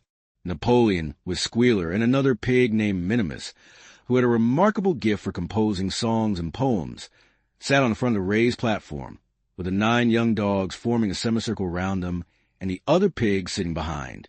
The rest of the animals sat facing them in the main body of the barn. Napoleon read out the orders for the week in a gruff, soldierly style, and after a single singing of Beasts of England, all the animals dispersed. On the 3rd, Sunday after Snowball's expulsion, the animals were somewhat surprised to hear Napoleon announce that the windmill was to be built after all. He did not give any reason for having changed his mind, but merely warned the animals that this extra task would mean very hard work. It might even be necessary to reduce their rations. The plans, however, had all been prepared down to the last detail. A special committee of pigs had been at work upon them for the past 3 weeks. The building of the windmill, with various other improvements, was expected to take 2 years. That evening Squealer explained privately to the other animals that Napoleon had never in reality been opposed to the windmill. On the contrary, it was he who had advocated in the beginning, and the plan which Snowball had drawn on the floor of the incubator shed had actually been stolen from among Napoleon's papers. The windmill was, in fact, Napoleon's own creation. Why, then, ask somebody had he spoken so strongly against it? Here Squealer looked very sly. That, he said, was Comrade Napoleon's cunning. He had seemed to oppose the windmill, simply as a maneuver to get rid of Snowball, who was a dangerous character and a bad influence. Now that Snowball was out of the way, the plan could go forward without his interference. This, said Squealer, was something called tactics. He repeated a number of times, "Tactics, comrades, tactics," skipping round and whisking his tail with a merry laugh. The animals were not certain what the word meant, but Squealer spoke so persuasively, and the 3 dogs who happened to be with him growled so threateningly that they accepted his explanation without further questions. https://ebooks Adelaide edu.au/o/Orwell/George/079 /chapter 5 HTML last updated Sunday, March 27th, 2016 at 11:58 Animal Farm, by George Orwell LL. That year the animals worked like slaves, but they were happy in their work. They grudged no effort or sacrifice, well aware that everything that they did was for the benefit of themselves and those of their kind who would come after them, and not for a pack of idle, thieving human beings. Throughout the spring and summer, they worked a 60-hour week, and in August Napoleon announced that there would be work on Sunday afternoons as well. This work was strictly voluntary, but any animal who absented himself from it would have his rations reduced by half. Even so, it was found necessary to leave certain tasks undone. The harvest was a little less successful than in the previous year, and 2 fields which should have been sown with roots in the early summer were not sown because the plowing had not been completed early enough. It was possible to foresee that the coming winter would be a hard one. The windmill presented unexpected difficulties. There was a good quarry of limestone on the farm, and plenty of sand and cement had been found in one of the outhouses, so that all the materials for building were at hand. But the problem the animals could not at first solve was how to break up the stone into pieces of suitable size. There seemed no way of doing this except with picks and crowbars, which no animal could use, because no animal could stand on his hind legs. Only after weeks of vain effort did the right idea occur to somebody, namely, to utilize the force of gravity. Huge boulders, far too big to be used as they were lying all over the bed of the quarry. The animals lashed ropes round these, and then all together cows, horses, sheep, any animal that could lay hold of the rope. Even the pigs sometimes joined in at critical moments. They dragged them with desperate Chapter 6 slowness up the slope to the top of the quarry, where they were toppled over the edge, to shatter to pieces below. Transporting the stone when it was once broken was comparatively simple. The horses carried it off in cartloads. The sheep dragged single blocks. Even Muriel and Benjamin yoked themselves into an old governess cart and did their share. By late summer, a sufficient store of stone had accumulated, and then the building began under the superintendence of the pigs. But it was a slow, laborious process. Frequently, it took a whole day of exhausting effort to drag a single boulder to the top of the quarry, and sometimes when it was pushed over the edge it failed to break. Nothing could have been achieved without Boxer, whose strength seemed equal to that of all the rest of the animals put together. When the boulder began to slip, and the animals cried out in despair at finding themselves dragged down the hill, it was always Boxer who strained himself against the rope and brought the boulder to a stop. To see him toiling up the slope inch by inch, his breath coming fast, the tips of his hoofs clawing at the ground, and his great sides matted with sweat, filled everyone with admiration. Clover warned him sometimes to be careful not to overstrain himself, but Boxer would never listen to her. His 2 slogans, "I will work harder," and "Napoleon is always right," seemed to him sufficient answer to all problems. He had made arrangements with the cockerel to call him 3/4 of an hour earlier in the mornings instead of half an hour, and in his spare moments, of which there were not many nowadays, he would go alone to the quarry, collect a load of broken stone, and drag it down to the site of the windmill unassisted. The animals were not badly off throughout that summer, in spite of the hardness of their work. If they had no more food than they had had in Jones's day, at least they did not have less. The advantage of only having to feed themselves, and not having to support 5 extravagant human beings as well, was so great that it would have taken a lot of failures to outweigh it. And in many ways the animal method of doing things was more efficient and saved labor. Such jobs as weeding, for instance, could be done with a thoroughness impossible to human beings. And again, since no animal now stole, it was unnecessary to fence off pasture from arable land, which saved a lot of labor on the upkeep of hedges and gates. Nevertheless, as the summer wore on, various unforeseen shortages began to make themselves felt. There was need of paraffin oil, nails, string, dog biscuits, and iron for the horses' shoes, none of which could be produced on the farm. Later there would also be need for seeds and artificial manures, besides various tools, and, finally, the machinery for the windmill. How these were to be procured, no one was able to imagine. One Sunday morning, when the animals assembled to receive their orders, Napoleon announced that he had decided upon a new policy. From now onwards, Animal Farm would engage in trade with the neighboring farms. Not, of course, for any commercial purpose, but simply in order to obtain certain materials which were urgently necessary. The needs of the windmill must override everything else, he said. He was therefore making arrangements to sell a stack of hay and part of the current year's wheat crop, and later on, if more money were needed, it would have to be made up by the sale of eggs, for which there was always a market in Willingdon. The hens, said Napoleon, should welcome this sacrifice as their own special contribution towards the building of the windmill. Once again the animals were conscious of a vague uneasiness, never to have any dealings with human beings, never to engage in trade, never to make use of money. Had not these been among the earliest resolutions passed at that first triumphant meeting after Jones was expelled? All the animals remembered passing such resolutions, or at least they thought that they remembered it. The 4 young pigs who had protested when Napoleon abolished the meetings raised their voices timidly, but they were promptly silenced by a tremendous growling from the dogs. Then, as usual, the sheep broke into 4 legs good, 2 legs bad, and the momentary awkwardness was smoothed over. Finally, Napoleon raised his trotter for silence and announced that he had already made all the arrangements. There would be no need for any of the animals to come in contact with human beings, which would clearly be most undesirable. He intended to take the whole burden upon his own shoulders. A Mr. Whymper, a solicitor living in Willingdon, had agreed to act as intermediary between Animal Farm and the outside world, and would visit the farm every Monday morning to receive his instructions. Napoleon ended his speech with his usual cry of "Long live Animal Farm," and after the singing of Beasts of England, the animals were dismissed. Afterwards Squealer made a round of the farm and set the animals' minds at rest. He assured them that the resolution against engaging in trade and using money had never been passed, or even suggested. It was pure imagination, probably traceable in the beginning to lies. Circulated by Snowball. A few animals still felt faintly doubtful, but Squealer asked them shrewdly, "Are you certain that this is not something that you have dreamed, comrades? Have you any record of such a resolution? Is it written down anywhere?" And since it was certainly true that nothing of the kind existed in writing, the animals were satisfied that they had been mistaken. Every Monday, Mr. Whymper visited the farm as had been arranged.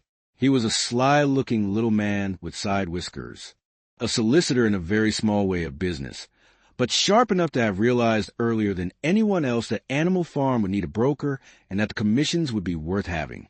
The animals watched his coming and going with a kind of dread, and avoided him as much as possible. Nevertheless, the sight of Napoleon on all fours, delivering orders to Whymper, who stood on 2 legs, roused their pride and partly reconciled them to the new arrangement. Their relations with the human race were now not quite the same as they had been before. The human beings did not hate Animal Farm any less now that it was prospering. Indeed, they hated it more than ever. Every human being held it as an article of faith that the farm would go bankrupt sooner or later, and above all, that the windmill would be a failure. They would meet in the public houses and prove to one another by means of diagrams that the windmill was bound to fall down, or that if it did stand up, then that it would never work. And yet, against their will, they had developed a certain respect for the efficiency with which the animals were managing their own affairs. One symptom of this was that they had begun to call Animal Farm by its proper name and cease to pretend that it was called a manor farm. They had also dropped their championship of Jones, who had given up hope of getting his farm back and gone to live in another part of the county. Except through Whymper, there was as yet no contact between Animal Farm and the outside world, but there were constant rumors that Napoleon was about to enter into a definite business agreement either with Mr. Pilkington of Foxwood or with Mr. Frederick of Pinchfield. But never, it was noticed, with both simultaneously. It was about this time that the pigs suddenly moved into the farmhouse and took up their residence there. Again, the animals seemed to remember that a resolution against this had been passed in the early days, and again Squealer was able to convince them that this was not the case. It was absolutely necessary, he said, that the pigs, who were the brains of the farm, should have a quiet place to work in. It was also more suited to the dignity of the leader, for of late he had taken to speaking of Napoleon under the title of leader, to live in a house than in a mere sty. Nevertheless, some of the animals were disturbed when they heard that the pigs not only took their meals in the kitchen and used the drawing-room as a recreation room, but also slept in the beds. Boxer passed it off as usual, and Napoleon is always right. But Clover, who thought she remembered a definite ruling against beds, went to the end of the barn and tried to puzzle out the 7 commandments which were inscribed there. Finding herself unable to read more than individual letters, she fetched Muriel. "Muriel," she said, "read me the 4th commandment." Does it not say something about never sleeping in a bed? With some difficulty, Muriel spelled it out. It says, "No animal shall sleep in a bed with sheets," she announced finally. Curiously enough, Clover had not remembered that the fourth commandment mentioned sheets, but as it was there on the wall, it must have done so. And Squealer, who happened to be passing at this moment, attended by 2 or 3 dogs, was able to put the whole matter in its proper perspective. "You have heard, then, comrades," he said, "that we pigs now sleep in the beds of the farmhouse? And why not? You did not suppose, surely, that there was ever a ruling against beds? A bed merely means a place to sleep in. A pile of straw in a stall is a bed, properly regarded. The rule was against sheets, which are a human invention. We have removed the sheets from the farmhouse beds and sleep between blankets. And very comfortable beds they are, too. But not more comfortable than we need, I can tell you, comrades, with all the brain work we have to do nowadays. You would not rob us of our repose, would you, comrades? You would not have us too tired to carry out our duties? Surely none of you wishes to see Jones back." The animals reassured him on this point immediately, and no more was said about the pigs sleeping in the farmhouse beds. And when, some days afterwards, it was announced that from now on the pigs would get up an hour later in the mornings than the other animals, no complaint was made about that either. By the autumn, the animals were tired but happy. They had a hard year, and after the sale of part of the hay and corn, the stores of food for the winter were none too plentiful, but the windmill compensated for everything. It was almost half built now. After the harvest, there was a stretch of clear, dry weather, and the animals toiled harder than ever, thinking it well worthwhile to plod and fro all day with blocks of stone by doing, so they could raise the walls another foot. Boxer would even come out at nights and work for an hour or 2 on his own by the light of the harvest moon. In their spare moments, the animals would walk round and round the half-finished mill, admiring the strength and perpendicularity of its walls and marveling that they should ever have been able to build anything so imposing. Only old Benjamin refused to grow enthusiastic about the windmill, though, as usual, he would utter nothing beyond the cryptic remark that donkeys live a long time. November came, with raging southwest winds. Building had to stop because it was now, too, wet to mix the cement. Finally, there came a night when the gale was so violent that the farm buildings rocked on their foundations, and several tiles were blown off the roof of the barn. The hens woke up squawking with terror, because they had all dreamed simultaneously of hearing a gun go off in the distance. In the morning, the animals came out of their stalls to find that the flagstaff had been blown down, and an elm tree at the foot of the orchard had been plucked up like a radish. They had just noticed this when a cry of despair broke from every animal's throat. A terrible sight had met their eyes. The windmill was in ruins. With one accord they dashed down to the spot. Napoleon, who seldom moved out of a walk, raced ahead of them all. Yes, there it lay, the fruit of all their struggles, leveled to its foundations, the stones they had broken and carried so laboriously scattered all around.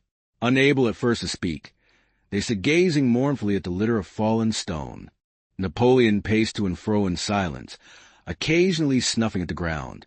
His tail had grown rigid and twitched sharply from side to side, a sign in him of intense mental activity. Suddenly he halted as though his mind were made up. "Comrades," he said quietly, "do you know who is responsible for this? Do you know the enemy who has come in the night and overthrown our windmill? Snowball," he suddenly roared in a voice of thunder. "Snowball has done this thing, in sheer malignity, thinking to set back our plans and avenge himself for his ignominious expulsion. This traitor has crept here under cover of night and destroyed our work of nearly a year. Comrades, here and now I pronounce the death sentence upon Snowball. Animal hero, 2nd class, and half a bushel of apples to any animal who brings him to justice. A full bushel to anyone who captures him alive." The animals were shocked beyond measure to learn that even Snowball could be guilty of such an action. There was a cry of indignation, and everyone began thinking out ways of catching Snowball, if he should ever come back. Almost immediately the footprints of a pig were discovered in the grass at a little distance from the knoll. They could only be traced for a few yards, but appeared to lead to a hole in the hedge. Napoleon snuffed deeply at them and pronounced them to be snowballs. He gave it as his opinion that Snowball had probably come from the direction of Foxwood Farm. "No more delays, comrades," cried Napoleon when the footprints had been examined. "There is work to be done. This very morning we begin rebuilding the windmill, and we will build all for the winter, rain or shine.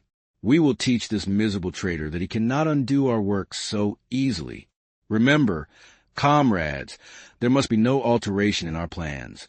They shall be carried out to the day. Forward, comrades. Long live the windmill. Long live Animal Farm." https://ebooks Adelaide edu au/Orwell/George/079/chapter6.html. Last updated Sunday, March 27th, 2016 at 11:58 Animal Farm. By George Orwell. IT was a bitter winter. The stormy weather was followed by sleet and snow, and then by a hard frost which did not break till well into February. The animals carried on as best they could with the rebuilding of the windmill, well knowing that the outside world was watching them, and that the envious human beings would rejoice and triumph if the mill were not finished on time. Out of spite, the human beings pretended not to believe that it was Snowball who had destroyed the windmill. They said that it had fallen down, because the walls were too thin. The animals knew that this was not the case. Still, it had been decided to build the walls 3 feet thick this time instead of 18 inches as before, which meant collecting much larger quantities of stone. For a long time the quarry was full of snowdrifts and nothing could be done. Some progress was made in the dry, frosty weather that followed, but it was cruel work, and the animals could not feel so hopeful about it as they had felt before. They were always cold, and usually hungry as well. Only Boxer and Clover never lost heart. Squealer made excellent speeches on the joy of service and the dignity of labor, but the other animals found more inspiration in Boxer's strength and his never-failing cry of, "I will work harder."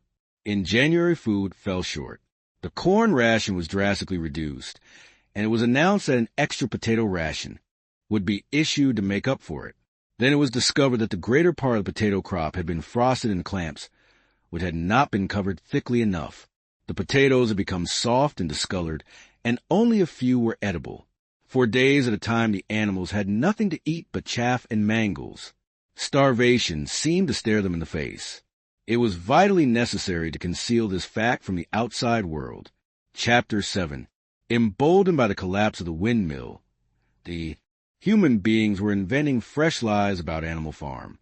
Once again it was being put about that all the animals were dying of famine and disease, and that they were continually fighting among themselves and had resorted to cannibalism and infanticide. Napoleon was well aware of the bad results that might follow if the real facts of the food situation were known, and he decided to make use of Mr. Whymper to spread a contrary impression.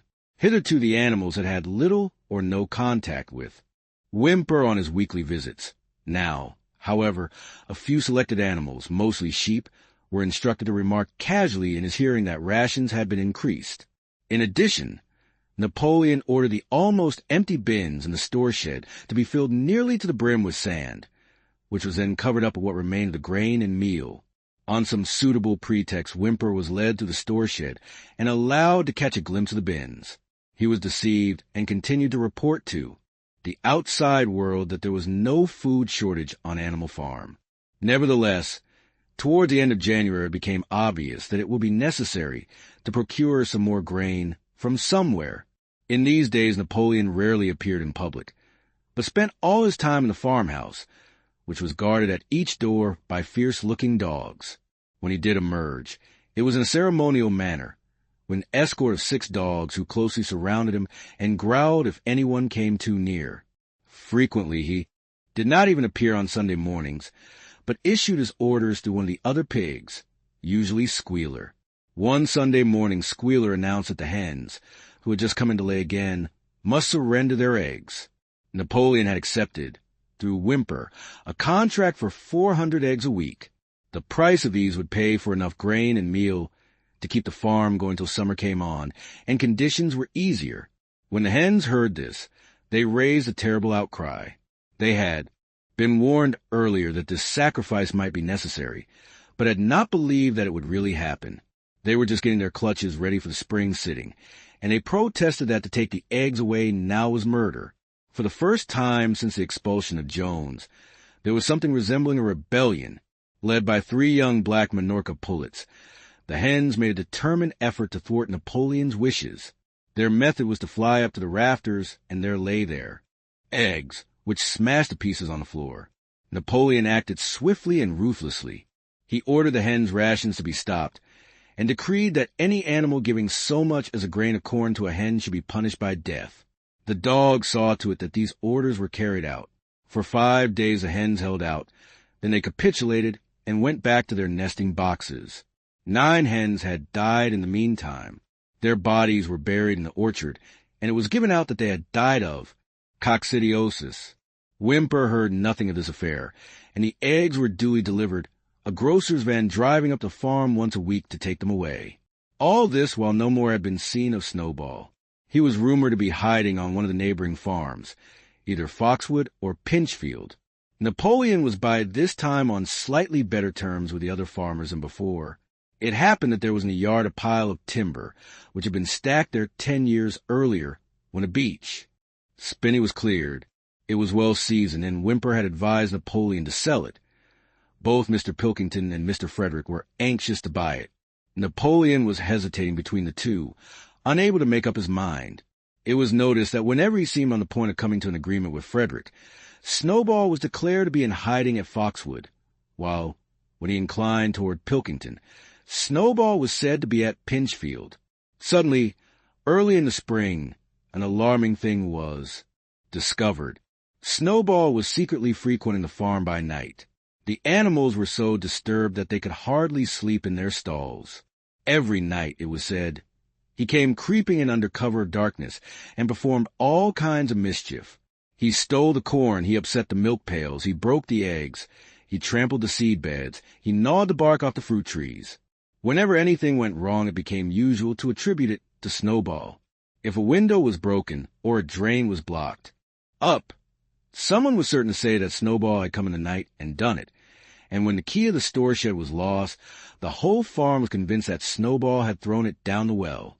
Curiously enough, they went on believing this even after the mislaid key was found under a sack of meal. The cows declared unanimously that Snowball crept into their stalls and milked them in their sleep. The rats, which had been troublesome that winter, were also said to be in league with Snowball. Napoleon decreed that there should be a full investigation into Snowball's activities. With his dogs and attendants, he set out and made a careful tour of inspection of the farm buildings, the other animals following at a respectful distance. At every few steps Napoleon stopped and snuffed the ground for traces of Snowball's footsteps, which, he said, he could detect by the smell. He snuffed in every corner, in the barn, in the cowshed, in the hen houses, in the vegetable garden, and found traces of Snowball almost everywhere. He would put his snout to ground, give several deep sniffs, and exclaim in a terrible voice, "Snowball, he has been here. I can smell him distinctly." And at the word Snowball, all the dogs let out blood-curdling growls and showed their side teeth. The animals were thoroughly frightened. It seemed to them as though Snowball was some kind of invisible influence, pervading the air about them and menacing them with all kinds of dangers. In the evening, Squealer called them together, and with an alarmed expression on his face, told them that he had some serious news to report. "Comrades," cried Squealer, making little nervous skips, "a most terrible thing has been discovered. Snowball has sold himself to Frederick of Pinchfield Farm, who is even now plotting to attack us and take our farm away from us. Snowball is to act as his guide when the attack begins. But there is worse than that. We had thought that Snowball's rebellion was caused simply by his vanity and ambition. But we were wrong, comrades. Do you know what the real reason was? Snowball was in league with Jones from the very start. He was Jones's secret agent all the time. It has all been proved by documents which he left behind him, and which we have only just discovered. To my mind, this explains a great deal. Comrades, did we not see for ourselves how he attempted, fortunately without success, to get us defeated and destroyed at the Battle of the Cowshed? The animals were stupefied. This was a wickedness far outdoing Snowball's destruction of the windmill. But it was some minutes before they could fully take it in. They all remembered, or thought they remembered, how they had seen Snowball charging ahead of them at the Battle of the Cowshed, how he had rallied and encouraged him at every turn, and how he had not paused for an instant even when the pellets from Jones's gun had wounded his back. At first, it was a little difficult to see how this fitted in with his being on Jones's side. Even Boxer, who seldom asked questions, was puzzled. He lay down, tucked his forehoofs beneath him, shut his eyes, and with a hard effort managed to formulate his thoughts. "I do not believe that," he said. "Snowball fought bravely at the Battle of the Cowshed. I saw him myself. Did we not give him Animal Hero, First Class, immediately afterwards? That was our mistake, comrade. For we know now, it is all written down in the secret documents that we have found, that in reality he was trying to lure us to our doom. But he was wounded," said Boxer. "We all saw him running with blood." "That was part of the arrangement," cried Squealer.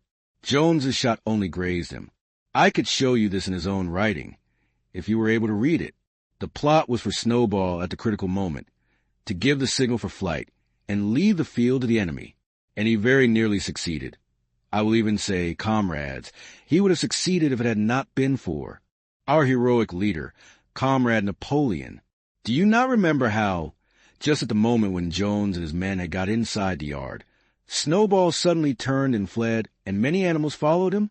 And do you not remember, too, that it was just at that moment, when panic was spreading and all seemed lost, that Comrade Napoleon sprang forward with a cry of death to humanity, and sank his teeth in Jones's leg? Surely you remember that, comrades," exclaimed Squealer, frisking from side to side. Now, when Squealer described the scene so graphically, it seemed to the animals that they did remember it. At any rate, they remembered that at the critical moment of the battle Snowball had turned to flee. But Boxer was still a little uneasy. "I do not believe that Snowball was a traitor at the beginning," he said finally. "What he has done since is different. But I believe that at the Battle of the Cowshed he was a good comrade. Our leader, Comrade Napoleon," announced Squealer, speaking very slowly and firmly, "has stated categorically, comrade, that Snowball was Jones's agent from the very beginning. Yes, and from long before rebellion was ever thought of." "Ah, that is different," said Boxer. "If Comrade Napoleon says it, it must be right." "That is the true spirit, comrade," cried Squealer, but it was noticed he cast a very ugly look at Boxer with his little twinkling eyes. He turned to go, then paused and added impressively, "I warn every animal on this farm to keep his eyes very wide open, for we have reason to think that some of Snowball's secret agents are lurking among us at this moment." For days later, in the late afternoon, Napoleon ordered all the animals to assemble in the yard. When they were all gathered together, Napoleon emerged from the farmhouse, wearing both his medals, for he had recently awarded himself Animal Hero, First Class, and Animal Hero, Second Class, with his 9 huge dogs frisking round him and uttering growls that sent shivers down all the animals' spines. They all cowered silently in their places, seeming to know in advance that some terrible thing was about to happen. Napoleon stood sternly surveying his audience. Then he uttered a high-pitched whimper. Immediately the dogs bounded forward, seized for the pigs by the ear and dragged them, squealing with pain and terror, to Napoleon's feet. The pigs' ears were bleeding, the dogs had tasted blood, and for a few moments they appeared to go, quite mad. To the amazement of everybody, 3 of them flung themselves upon Boxer. Boxer saw them coming and put out his great hoof, caught a dog in midair, and pinned him to the ground. The dog shrieked for mercy, and the other 2 fled with their tails between their legs. Boxer looked at Napoleon to know whether he should crush the dog to death or let it go. Napoleon appeared to change countenance, and sharply ordered Boxer to let the dog go, whereat Boxer lifted his hoof, and the dog slunk away, bruised and howling. Presently the tumult died down. The 4 pigs waited, trembling, with guilt written on every line of their countenances. Napoleon now called upon them to confess their crimes. They were the same 4 pigs as had protested when Napoleon abolished the Sunday meetings. Without any further prompting, they confessed that they had been secretly in touch with Snowball ever since his expulsion, that they had collaborated with him in destroying the windmill and that they had, entered into an agreement with him to hand over Animal Farm to Mr. Frederick. They added that Snowball had privately admitted to them that he had been Jones's secret agent for years past. When they had finished their confession, the dogs promptly tore their throats out, and in a terrible voice Napoleon demanded whether any other animal had anything to confess. The 3 hens who had been the ringleaders in the attempted rebellion over the eggs now came forward and stated that Snowball had appeared to them in a dream and incited them to disobey Napoleon's orders. They, too, were slaughtered. Then a goose came forward and confessed to having secreted 6 ears of corn during the last year's harvest and eaten them in the night. Then a sheep confessed to having urinated in the drinking pool, urged to do this, so she said by Snowball, and 2 other sheep confessed to having murdered an old ram, an especially devoted follower of Napoleon, by chasing him round and round a bonfire, when he was suffering from a cough. They were all slain on the spot. And so the tale of confessions and executions went on, until there was a pile of corpses lying before Napoleon's feet, and the air was heavy with the smell of blood, which had been unknown there since the expulsion of Jones. When it was all over, the remaining animals, except for the pigs and dogs, crept away in a body. They were shaken and miserable. They did not know which was more shocking, the treachery of the animals who had leagued themselves with Snowball, or the cruel retribution they had just witnessed. In the old days there had often been scenes of bloodshed equally terrible, but it seemed to all of them that it was far worse now that it was happening among themselves. Since Jones had left the farm, until today, no animal had killed another animal. Not even a rat had been killed. They had made their way on to the little knoll where the half-finished windmill stood, and with one accord they all lay down as, though huddling together for warmth. Clover, Muriel, Benjamin, the cows, the sheep, and a whole flock of geese and hens. Everyone, indeed, except the cat, who had suddenly disappeared just before Napoleon ordered the animals to assemble. For some time nobody spoke. Only Boxer remained on his feet. He fidgeted to and fro, swishing his long black tail against his sides, and occasionally uttering a little whinny of surprise. Finally he said, "I do not understand it. I would not have believed that such things could happen on our farm. It must be due to some fault in ourselves. The solution, as I see it, is to work harder. From now onwards, I shall get up a full hour earlier in the mornings." And he moved off at his lumbering trot and made for quarry. Having got there, he collected 2 successive loads of stone and dragged them down to the windmill before retiring for the night. The animals huddled about Clover, not speaking. The knoll where they were lying gave them a wide prospect across the countryside. Most of Animal Farm was within their view, the long pasture stretching down to Main Road, the hayfield, the spinney, the drinking pool, the plowed fields where the young wheat was thick and green, and the red roofs of the farm buildings with the smoke curling from the chimneys. It was a clear spring evening. The grass and the bursting hedges were gilded by the level rays of the sun. Never had the farm, and with a kind of surprise they remembered that it was their own farm, every inch of their own property, appeared to the animals so desirable a place. As Clover looked down the hillside, her eyes filled with tears. If she could have spoken her thoughts, it would have been to say that this was not what they had aimed at when they had set themselves years ago to work for the overthrow of the human race. These scenes of terror and slaughter were not what they had looked forward on that night, when old Major first stirred them to rebellion. If she herself had any picture of the future, it had been a society of animals set free from hunger and the whip, all equal, each working according to his capacity, the strong protecting the weak, as she had protected the lost brood of ducklings with her foreleg on the night of Major's speech. Instead, she did not know why. They had come to a time when no one dared speak his mind, when fierce, growling dogs roamed everywhere, and when you had to watch your comrades torn to pieces after, confessing to shocking crimes. There was no thought of rebellion or disobedience in her mind. She knew that, even as things were, they were far better off than they had been in the days of Jones, and that before all else it was needful to prevent the return of the human beings. Whatever happened, she would remain faithful, work hard, carry out the orders that were given to her, and accept the leadership of Napoleon. But still, it was not for this that she and all the other animals had hoped and toiled. It was not for this that they had built the windmill and faced the bullets of Jones's gun. Such were her thoughts, though she lacked the words to express them. At last, feeling this to be in some way a substitute for the words she was unable to find, she began to sing Beasts of England. The other animals sitting round her took it up, and they sang it 3 times over, very tunefully, but slowly and mournfully, in a way they had never sung it before. They had just finished singing it for the 3rd time when Squealer, attended by 2 dogs, approached them with the air of having something important to say. He announced that, by a special decree of Comrade Napoleon, Beasts of England had been abolished. From now onwards it was forbidden to sing it. The animals were taken aback. "Why?" cried Muriel. "It's no longer needed, comrade," said Squealer stiffly. Beasts of England was the song of the rebellion, but the rebellion is now completed. The execution of the traitors this afternoon was the final act. The enemy, both external and internal, has been defeated.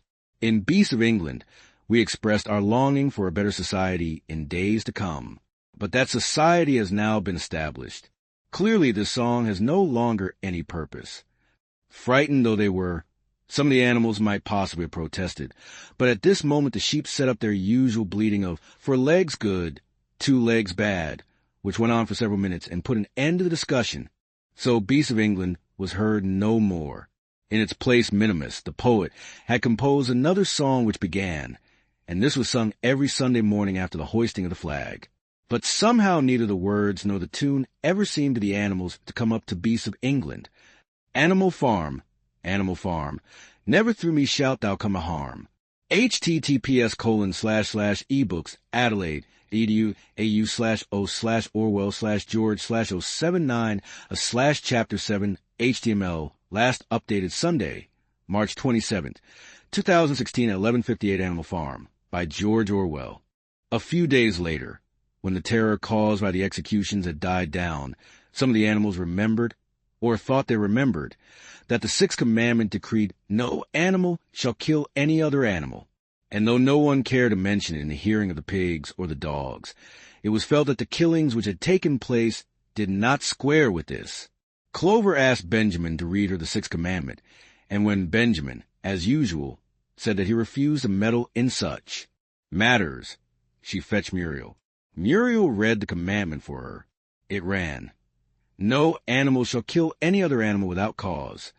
Somehow or other, the last 2 words had slipped out of the animal's memory, but they saw now that the commandment had not been violated, for clearly there was good reason for killing the traitors who had leagued themselves with Snowball.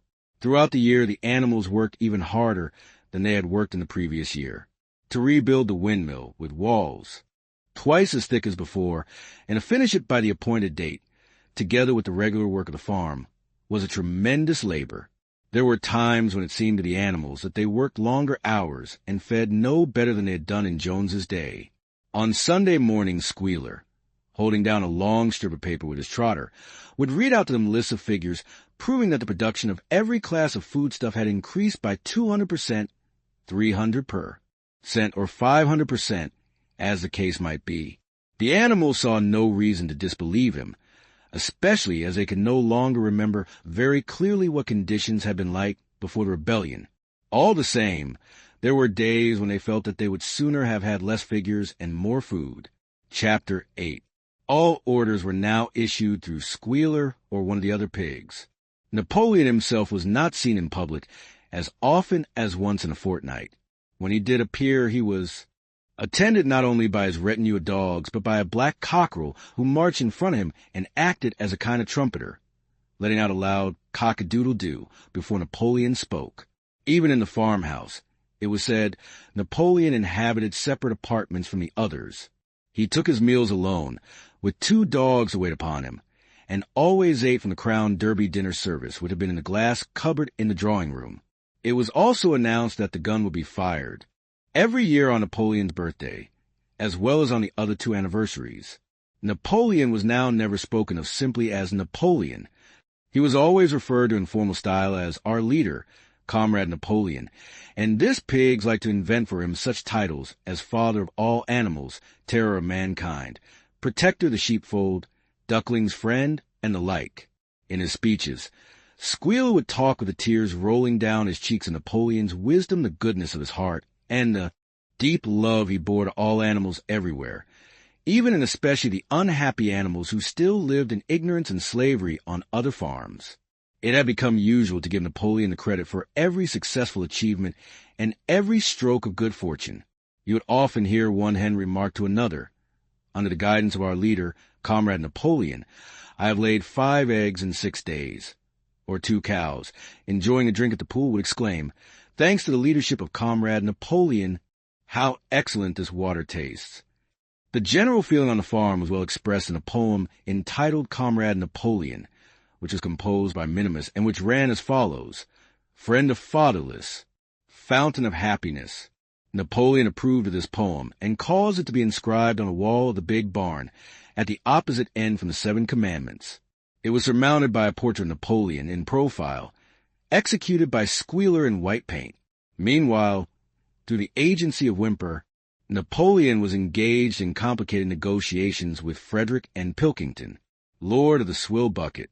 "Oh, how my soul is on fire when I gaze at thy calm and commanding eye, like the sun in the sky. Comrade Napoleon, thou art the giver of all that thy creatures love, full belly twice a day, clean straw to roll upon. Every beast great or small sleeps at peace in a stall. Thou watchest over all. Comrade Napoleon, had I a sucking pig, ere he had grown as big even as a pint bottle or as a rolling pin, he should have learned to be faithful and true to thee. Yes, his first squeak should be, Comrade Napoleon." The pile of timber was still unsold. Of the 2, Frederick was the more anxious to get hold of it, but he would not offer a reasonable price. At the same time, there were renewed rumors that Frederick and his men were plotting to attack Animal Farm and to destroy the windmill, the building of which had aroused furious jealousy in him. Snowball was known to be still skulking on Pinchfield Farm. In the middle of the summer, the animals were alarmed to hear that 3 hens had come forward and confessed that, inspired by Snowball, they had entered into a plot to murder Napoleon. They were executed immediately, and fresh precautions for Napoleon's safety were taken. For dogs guarded his bed at night, 1 at each corner, and a young pig named Pinkeye was given the task of tasting all his food before he ate it, lest it should be poisoned. At about the same time it was given out that Napoleon had arranged to sell the pile of timber to Mr. Pilkington. He was also going to enter into a regular agreement for the exchange of certain products between Animal Farm and Foxwood. The relations between Napoleon and Pilkington, though they were only conducted through Whymper, were now almost friendly. The animals distrusted Pilkington as a human being, but greatly preferred him to Frederick, whom they both feared and hated. As the summer wore on and the windmill neared completion, the rumors of an impending treacherous attack grew stronger and stronger. Frederick, it was said, intended to bring against him 20 men all armed with guns, and he had already bribed the magistrates and police, so that if he could once get hold of the title deeds of Animal Farm, they would ask no questions. Moreover, terrible stories were leaking out from Pinchfield about the cruelties that Frederick practiced upon his animals. He had flogged an old horse to death. He starved his cows. He had killed a dog by throwing it into the furnace. He amused himself in the evenings by making cocks fight with splinters of razor blade tied to their spurs. The animals' blood boiled with rage when they heard these things being done to their comrades, and sometimes they clamored to be allowed to go out in a body and attack Pinchfield Farm, drive out the humans, and set the animals free.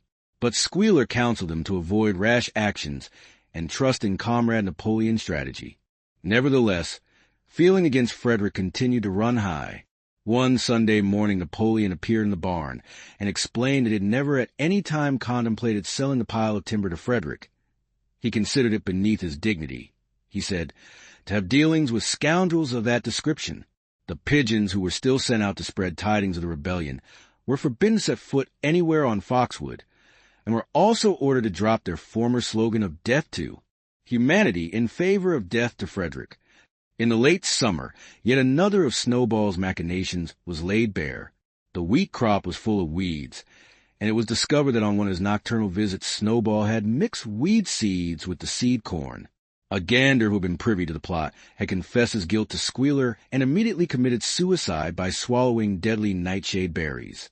The animals now also learned that Snowball had never, as many of them had believed, hitherto received the order of animal hero, first class.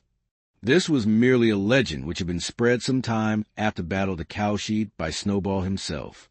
So far from being decorated, he had been censured for showing cowardice in the battle. Once again some of the animals heard this with a certain bewilderment, but Squealer was soon able to convince them that their memories had been at fault.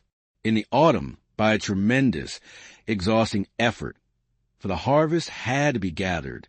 At almost the same time, the windmill was finished. The machinery had still to be installed, and Whimper was negotiating the purchase of it. But the structure was completed, in the teeth of every difficulty. In spite of inexperience, of primitive implements, of bad luck, and of Snowball's treachery, the work had been finished punctually to the very day. Tired out but proud, the animals walked round and round their masterpiece, which appeared even more beautiful in their eyes than when it had been built the first time. Moreover, the walls were twice as thick as before.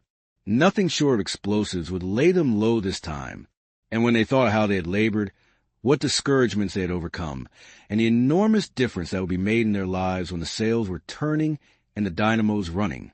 When they thought of all this, their tiredness forsook them, and they gamboled round and round the windmill, uttering cries of triumph. Napoleon himself, attended by his dogs and his cockerel, came down to inspect the completed work. He personally congratulated the animals on their achievement and announced that the mill would be named Napoleon Mill. 2 days later the animals were called together for a special meeting in the barn. They were struck dumb with surprise when Napoleon announced that he had sold the pile of timber to Frederick. Tomorrow Frederick's wagons would arrive and begin carting it away. Throughout the whole period of his seeming friendship with Pilkington, Napoleon had really been in secret agreement with Frederick. All relations with Foxwood had been broken off. Insulting messages had been sent to Pilkington. The pigeons had been told to avoid Pinchfield Farm and alter their slogan from death to Frederick to death to Pilkington. At the same time, Napoleon assured the animals that the stories of an impending attack on Animal Farm were completely untrue, and that the tales about Frederick's cruelty to his own animals had been greatly exaggerated. All these rumors had probably originated with Snowball and his agents. It now appeared that Snowball was not, after all, hiding on Pinchfield Farm, and in fact had never been there in his life. He was living, in considerable luxury, so it was said, at Foxwood, and had in reality been a pensioner of Pilkington for years past. The pigs were in ecstasies over Napoleon's cunning. By seeming to be friendly with Pilkington, he had forced Frederick to raise his price by 12 pounds.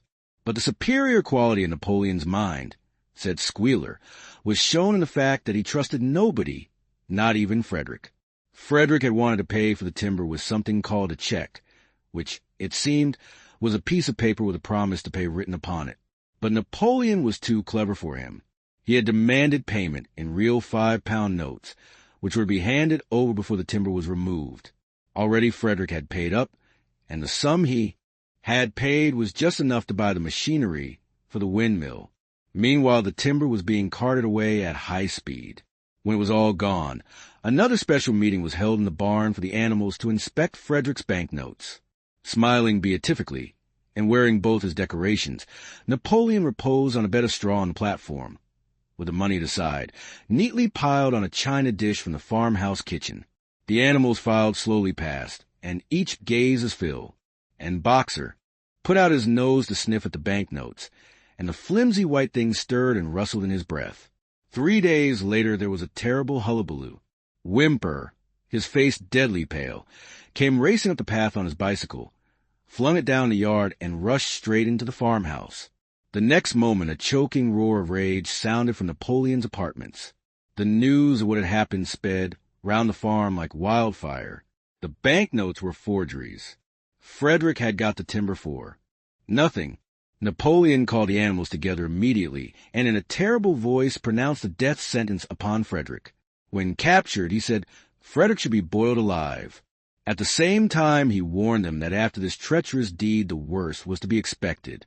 Frederick and his men might make their long-expected attack at any moment. Sentinels were placed at all the approaches to the farm. In addition, for pigeons were sent to Foxwood with a conciliatory message, which it was hoped might re-establish good relations with Pilkington.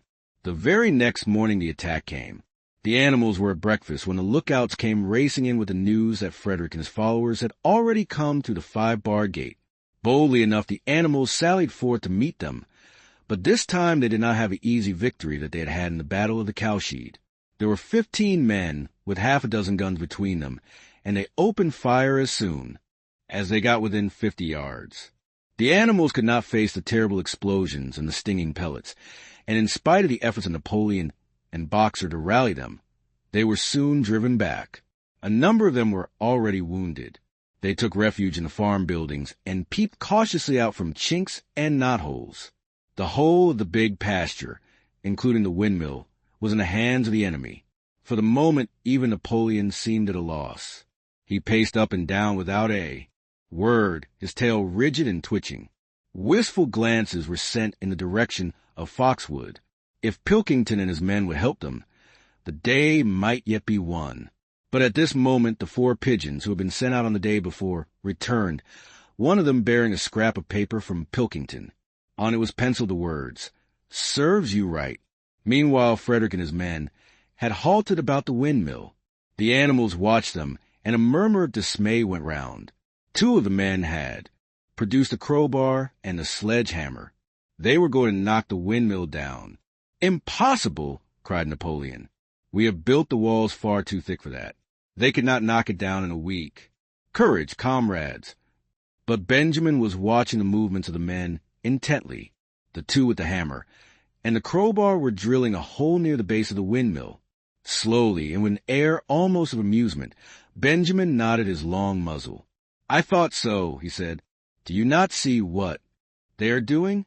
In another moment they are going to pack blasting powder into that hole." Terrified, the animals waited. It was impossible now to venture out of the shelter of the buildings. After a few minutes, the men were seen to be running in all directions. Then there was a deafening roar. The pigeons swirled into the air, and all the animals, except Napoleon, flung themselves flat on their bellies and hid their faces.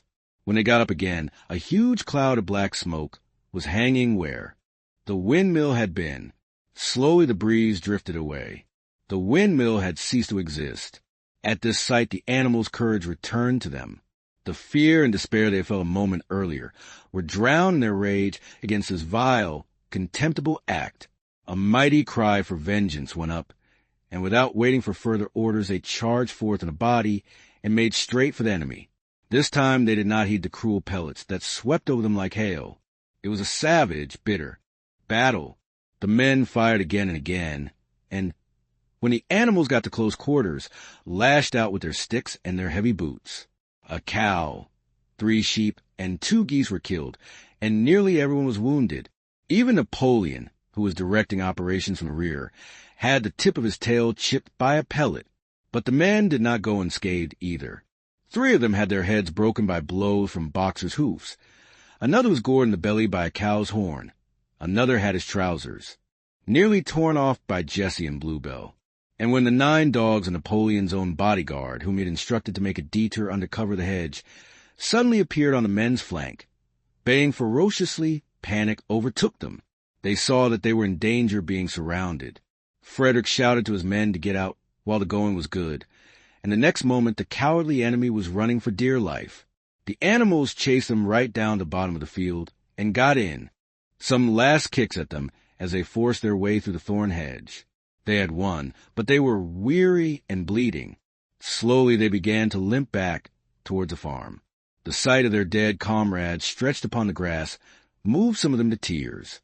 And for a little while they halted in sorrowful silence at the place where the windmill had once stood. Yes, it was gone.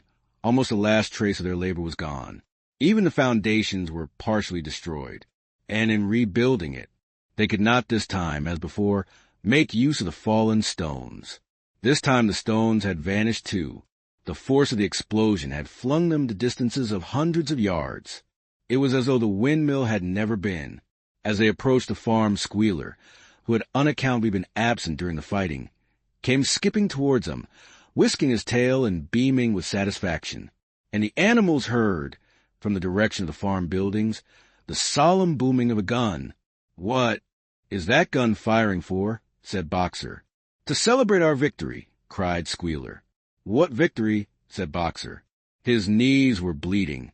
He had lost a shoe and split his hoof, and a dozen pellets had lodged themselves in his hind leg. "What victory, comrade? Had we not driven the enemy off our soil, the sacred soil of Animal Farm? But they have destroyed the windmill, and we had worked on it for 2 years. What matter? We will build another windmill.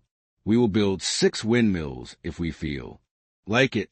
You do not appreciate, comrade, the mighty thing that we have done. The enemy was an occupation of this very ground that we stand upon. And now, thanks to the leadership of Comrade Napoleon, we have won every inch of it back again." "Then we have won back what we had before," said Boxer. "That is our victory," said Squealer. They limped into the yard. The pellets under the skin of Boxer's leg smarted painfully. He saw ahead of him the heavy labor of rebuilding the windmill from the foundations, and already in imagination he braced himself for the task. But for the first time it occurred to him that he was 11 years old, and that perhaps his great muscles were not quite what they had once been. But when the animal saw the green flag flying, and heard the gun firing again, 7 times it was fired in all, and heard the speech that Napoleon made, congratulating them on their conduct, it did seem to them after all that they had won a great victory. The animals slain in the battle were given a solemn funeral. Boxer and Clover pulled a wagon which served as a hearse, and Napoleon himself walked at the head of the procession. 2 whole days were given over to celebrations. There were songs, speeches, and more firing of the gun, and a special gift in apples bestowed on every animal, with 2 ounces of corn for each bird and 3 biscuits for each dog. It was announced that the battle would be called the Battle of the Windmill, and that Napoleon had created a new decoration, the Order of the Green Banner, which he conferred upon himself. In the general rejoicings, the unfortunate affair of the banknotes was forgotten. It was a few days later than this that the pigs came upon a case of whiskey in the cellars of the farmhouse. It had been overlooked at the time when the house was first occupied. That night there came from the farmhouse the sound of loud singing, in which, to everyone's surprise, the strains of Beasts of England were mixed up. At about 9:30, Napoleon, wearing an old bowler hat of Mr. Jones's, was distinctly seen to emerge from the back door, gallop rapidly round the yard, and disappear indoors again. But in the morning a deep silence hung over the farmhouse. Not a pig appeared to be stirring. It was nearly 9 o'clock when Squealer made his appearance, walking slowly and dejectedly, his eyes dull, his tail hanging limply behind him, and with every appearance of being seriously ill. He called the animals together and told them that he had a terrible piece of news to impart. Comrade Napoleon was dying. A cry of lamentation went up. Straw was laid down outside the doors of the farmhouse, and the animals walked on tiptoe. With tears in their eyes, they asked one another what they should do if their leader were taken away from them. A rumor went round that Snowball had after all contrived to introduce poison into Napoleon's food. At 11 o'clock Squealer came out to make another announcement. As his last act upon earth, Comrade Napoleon had pronounced a solemn decree. The drinking of alcohol was to be punished by death. By the evening, however, Napoleon appeared to be somewhat better, and the following morning Squealer was able to tell them that he was well on the way to recovery. By the evening of that day, Napoleon was back at work, and on the next day it was learned that he had instructed Whymper to purchase in Willingdon some booklets on brewing and distilling. A week later, Napoleon gave orders that the small paddock beyond the orchard, which had previously been intended to set aside as a grazing ground for animals who were past work, was to be plowed up. It was given out that the pasture was exhausted and needed reseeding, but it soon became known that Napoleon intended to sow it with barley. About this time there occurred a strange incident which hardly anyone was able to understand. One night, at about 12 o'clock, there was a loud crash in the yard, and the animals rushed out of their stalls. It was a moonlit night. At the foot of the end wall of the big barn, where the 7 commandments were written, there lay a ladder broken in 2 pieces. Squealer, temporarily stunned, was sprawling beside it, and near at hand there lay a lantern, a paintbrush, and an overturned pot of white paint.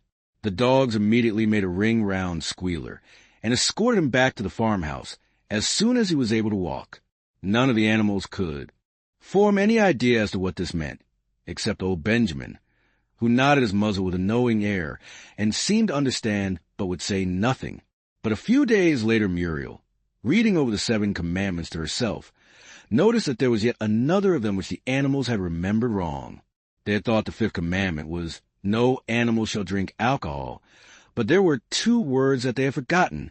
Actual commandment read, "No animal shall drink alcohol to excess.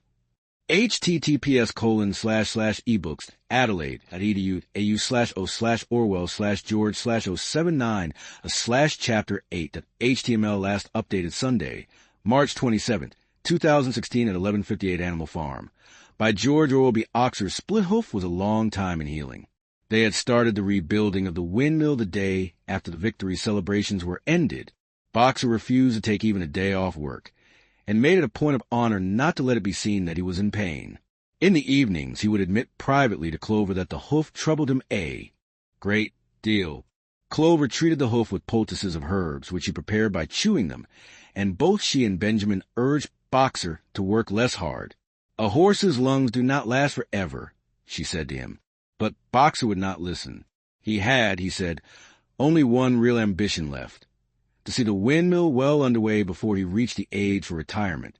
At the beginning, when the laws of Animal Farm were first formulated, the retiring age had been fixed for horses and pigs at 12, 4, cows at 14, for dogs at 9, for sheep at 7, and for hens and geese at 5.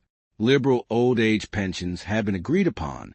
As yet no animal had actually retired on pension, but of late the subject had been discussed more and more. Now that the small field beyond the orchard had been set aside for barley, it was rumored that a corner of the large pasture was to be fenced off and turned into a grazing ground for superannuated animals. For a horse, it was said, the pension would be £5 of corn a day and, in winter, 15 pounds of hay, with a carrot or possibly an apple on public holidays. Boxer's 12th birthday was due in the late summer of the following year. Meanwhile, life was hard. The winter was as cold as the last one had been, and food was even shorter. Once again, all rations were reduced, except those of the pigs and the dogs. A too rigid equality in rations, Squealer explained, would have been contrary to the principles Chapter 9 of animalism. In any case, he had no difficulty in proving to the other animals that they were not in reality short of food, whatever the appearances might be. For the time being, certainly, it had been found necessary to make a readjustment of rations. Squealer always spoke of it as a readjustment, never as a reduction, but in comparison with the days of Jones, the improvement was enormous. Reading out the figures in a shrill, rapid voice, he proved to them in detail that they had more oats, more hay, more turnips than they had had in Jones's day, that they worked shorter hours, that their drinking water was of better quality, that they lived longer, that a larger proportion of the young ones survived infancy, and that they had more straw in their stalls and suffered less from fleas. The animals believed every word of it. Truth to tell, Jones and all he stood for had almost faded out of their memories. They knew that life nowadays was harsh and bare, that they were often hungry and often cold, and that they were usually working when they were not asleep. But doubtless it had been worse in the old days. They were glad to believe so. Besides, in those days they had been slaves, and now they were free, and that made all the difference, as Squealer did not fail to point out. There were many more mouths to feed now. In the autumn, the 4 sows had all littered about simultaneously, producing 31 young pigs between them. The young pigs were piebald, and as Napoleon was the only boar on the farm, it was possible to guess at their parentage. It was announced that later, when bricks and timber had been purchased, a schoolroom would be built in the farmhouse garden. For the time being, the young pigs were given their instruction by Napoleon himself in the farmhouse kitchen. They took their exercise in the garden, and were discouraged from playing with the other young animals. About this time, too, it was laid down as a rule that when a pig and any other animal met on the path, the other animal must stand aside, and also that all pigs, of whatever degree, were to have the privilege of wearing green ribbons on their tails on Sundays. The farm had had a fairly successful year, but was still short of money. There were the bricks, sand, and lime for the schoolroom to be purchased, and it would also be necessary to begin saving up again for the machinery for the windmill. Then there were lamp oil and candles for the house, sugar for Napoleon's own table. He forbade this to the other pigs on the ground that had made them fat, and all the usual replacements such as tools, nails, string, coal, wire, scrap iron, and dog biscuits. A stump of hay and part of the potato crop were sold off, and the contract for eggs was increased to 600 a week, so that year the hens barely hatched enough chicks to keep their numbers at the same level. Rations, reduced in December, were reduced again in February, and lanterns in the stalls were forbidden to save oil. But the pigs seemed comfortable enough, and in fact were putting on weight if anything. One afternoon in late February, a warm, rich, appetizing scent, such as the animals had never smelt before, wafted itself across the yard from the little brew house, which had been disused in Jones's time, and which stood beyond the kitchen. Someone said it was the smell of cooking barley. The animals sniffed the air hungrily and wondered whether a warm mash was being prepared for their supper. But no warm mash appeared, and on the following Sunday it was announced that from now onwards all barley would be reserved for pigs.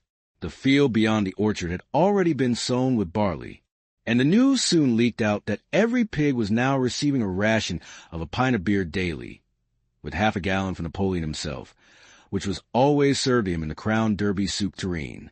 But if there were hardships to be borne, they were partly offset by the fact that life nowadays had a greater dignity than it had had before. There were more songs, more speeches, more processions. Napoleon had commanded that once a week there should be held something called a spontaneous demonstration, the object of which was to celebrate the struggles and triumphs of Animal Farm. At the appointed time the animals would leave their work and march round the precinct of the farm in military formation, with the pigs leading, then the horses, then the cows, then the sheep, and then the poultry. The dogs flanked the procession, and at the head of all marched Napoleon's black cockerel. Boxer and Clover always carried between them a green banner marked with the hoof and the horn, and the caption, "Long live Comrade Napoleon." Afterwards there were recitations of poems composed in Napoleon's honor, and a speech by Squealer giving particulars of the latest increases in the production of foodstuffs, and on occasion a shot was fired from the gun. The sheep were the greatest devotees of the spontaneous demonstration, and if anyone complained, as a few animals sometimes did when no pigs or dogs were near, that they wasted time and meant a lot of standing about in the cold, the sheep were sure to silence him with a tremendous bleating of "for legs good, 2 legs bad." But by and large the animals enjoyed these celebrations. They found it comforting to be reminded that, after all, they were truly their own masters, and that the work they did was for their own benefit. So that, what with the songs, the processions, Squealer's list of figures, the thunder of the gun, the crowing of the cockerel, and the flutter of the flag, they were able to forget that their bellies were empty at least part of the time. In April, Animal Farm was proclaimed a republic, and it became necessary to elect a president. There was only one candidate, Napoleon, who was elected unanimously. On the same day it was given out that fresh documents had been discovered which revealed further details about Snowball's complicity with Jones. It now appeared that Snowball had not, as the animals had previously imagined, merely attempted to lose the battle of the cowshed by means of a stratagem, but had been openly fighting on Jones's side. In fact, it was he who had actually been the leader of the human forces, and had charged into battle with the words, "Long live humanity," on his lips. The wounds on Snowball's back, which a few of the animals still remembered to have seen, had been inflicted by Napoleon's teeth. In the middle of the summer, Moses the raven suddenly reappeared on the farm, after an absence of several years. He was quite unchanged, still did no work, and talked in the same strain as ever about Sugar Candy Mountain. He would perch on a stump, flap his black wings, and talk by the hour to anyone who would listen. "Up there, comrades," he would say solemnly, pointing to the sky with his large beak. "Up there, just on the other side of that dark cloud that you can see there, it lies Sugar Candy Mountain, the happy country where we poor animals shall rest forever from our labors." He even claimed to have been there on one of his higher flights, and to have seen the everlasting fields of clover and the linseed cake and lump sugar growing on the hedges. Many of the animals believed him. Their lives now, they reasoned, were hungry and laborious. Was it not right, and just that a better world should exist somewhere else? A thing that was difficult to determine was the attitude of the pigs towards Moses. They all declared contemptuously that his stories about Sugar Candy Mountain were lies, and yet they allowed him to remain on the farm, not working, with an allowance of a gill of beer a day. After his hoof had healed up, Boxer worked harder than ever. Indeed, all the animals worked like slaves that year. Apart from the regular work of the farm and the rebuilding of the windmill, there was the schoolhouse for the young pigs, which was started in March. Sometimes the long hours on insufficient food were hard to bear, but Boxer never faltered. In nothing that he said or did was there any sign that his strength was not what it had been. It was only his appearance that was a little altered.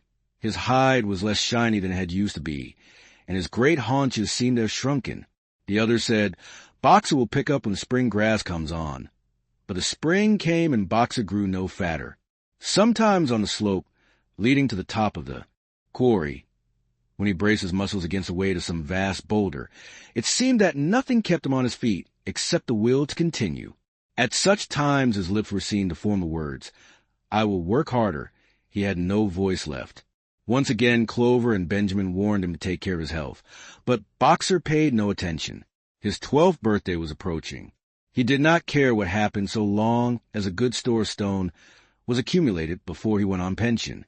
Late one evening in the summer, a sudden rumor ran round the farm that something had happened to Boxer. He had gone out alone to drag a load of stone down to the windmill. And sure enough, the rumor was true. A few minutes later 2 pigeons came racing in with the news. "Boxer has fallen. He is lying on his side and can't get up." About half the animals on the farm rushed out to the knoll where the windmill stood. There lay Boxer between the shafts of the cart, his neck stretched out, unable even to raise his head. His eyes were glazed, his sides matted with sweat. A thin stream of blood had trickled out of his mouth. Clover dropped to her knees at his side. "Boxer," she cried, "how are you?" "It is my lung," said Boxer in a weak voice. "It does not matter. I think you will be able to finish the windmill without me. There is a pretty good store of stone accumulated. I had only another month to go in any case. To tell you the truth, I had been looking forward to my retirement, and perhaps, as Benjamin is growing old too, they will let him retire at the same time and be a companion to me." "We must get help at once," said Clover. "Run, somebody, and tell Squealer what has happened." All the other animals immediately raced back to the farmhouse to give Squealer the news. Only Clover remained, and Benjamin, who lay down at Boxer's side, and, without speaking, kept the flies off him with his long tail. After about a quarter of an hour, Squealer appeared, full of sympathy and concern. He said that Comrade Napoleon had learned with the very deepest distress of this misfortune to one of the most loyal workers on the farm, and was already making arrangements to send Boxer to be treated in a hospital at Willingdon. The animals felt a little uneasy at this. Except for Molly and Snowball, no other animal had ever left the farm, and they did not like to think of their sick comrade in the hands of human beings. However, Squealer easily convinced them that the veterinary surgeon in Willingdon could treat Boxer's case more satisfactorily than could be done on the farm, and about half an hour later, when Boxer had somewhat recovered, he was with difficulty got onto his feet and managed to limp back to his stall, where Clover and Benjamin had prepared a good bed of straw for him. For the next 2 days Boxer remained in his stall. The pigs had sent out a large bottle of pink medicine, which they had found in the medicine chest in the bathroom, and Clover administered it to Boxer twice a day after meals. In the evening she lay in his stall and talked to him, while Benjamin kept the flies off him. Boxer professed not to be sorry for what had happened. If he made a good recovery, he might expect to live another 3 years, and he looked forward to the peaceful days that he would spend in the corner of the big pasture. It would be the first time that he had had leisure to study and improve his mind. He intended, he said, to devote the rest of his life to learning the remaining 22 letters of the alphabet. However, Benjamin and Clover could only be with Boxer after working hours, and it was in the middle of the day when the van came to take him away. The animals were all at work weeding turnips under the supervision of a pig, when they were astonished to see Benjamin come galloping from the direction of the farm buildings, braying at the top of his voice. It was the first time that they had ever seen Benjamin excited. Indeed, it was the first time that anyone had ever seen him gallop. "Quick, quick," he shouted. "Come at once. They're taking Boxer away." Without waiting for orders from the pig, the animals broke off work and raced back to the farm buildings. Sure enough, there in the yard was a large closed van drawn by 2 horses, with lettering on its side, and a sly-looking man in a low-crowned bowler hat sitting on the driver's seat, and Boxer's stall was empty. The animals crowded round the van. "Goodbye, Boxer," they chorus, "Goodbye." "Fools! Fools!" shouted Benjamin, prancing round them and stamping the earth with his small hoofs.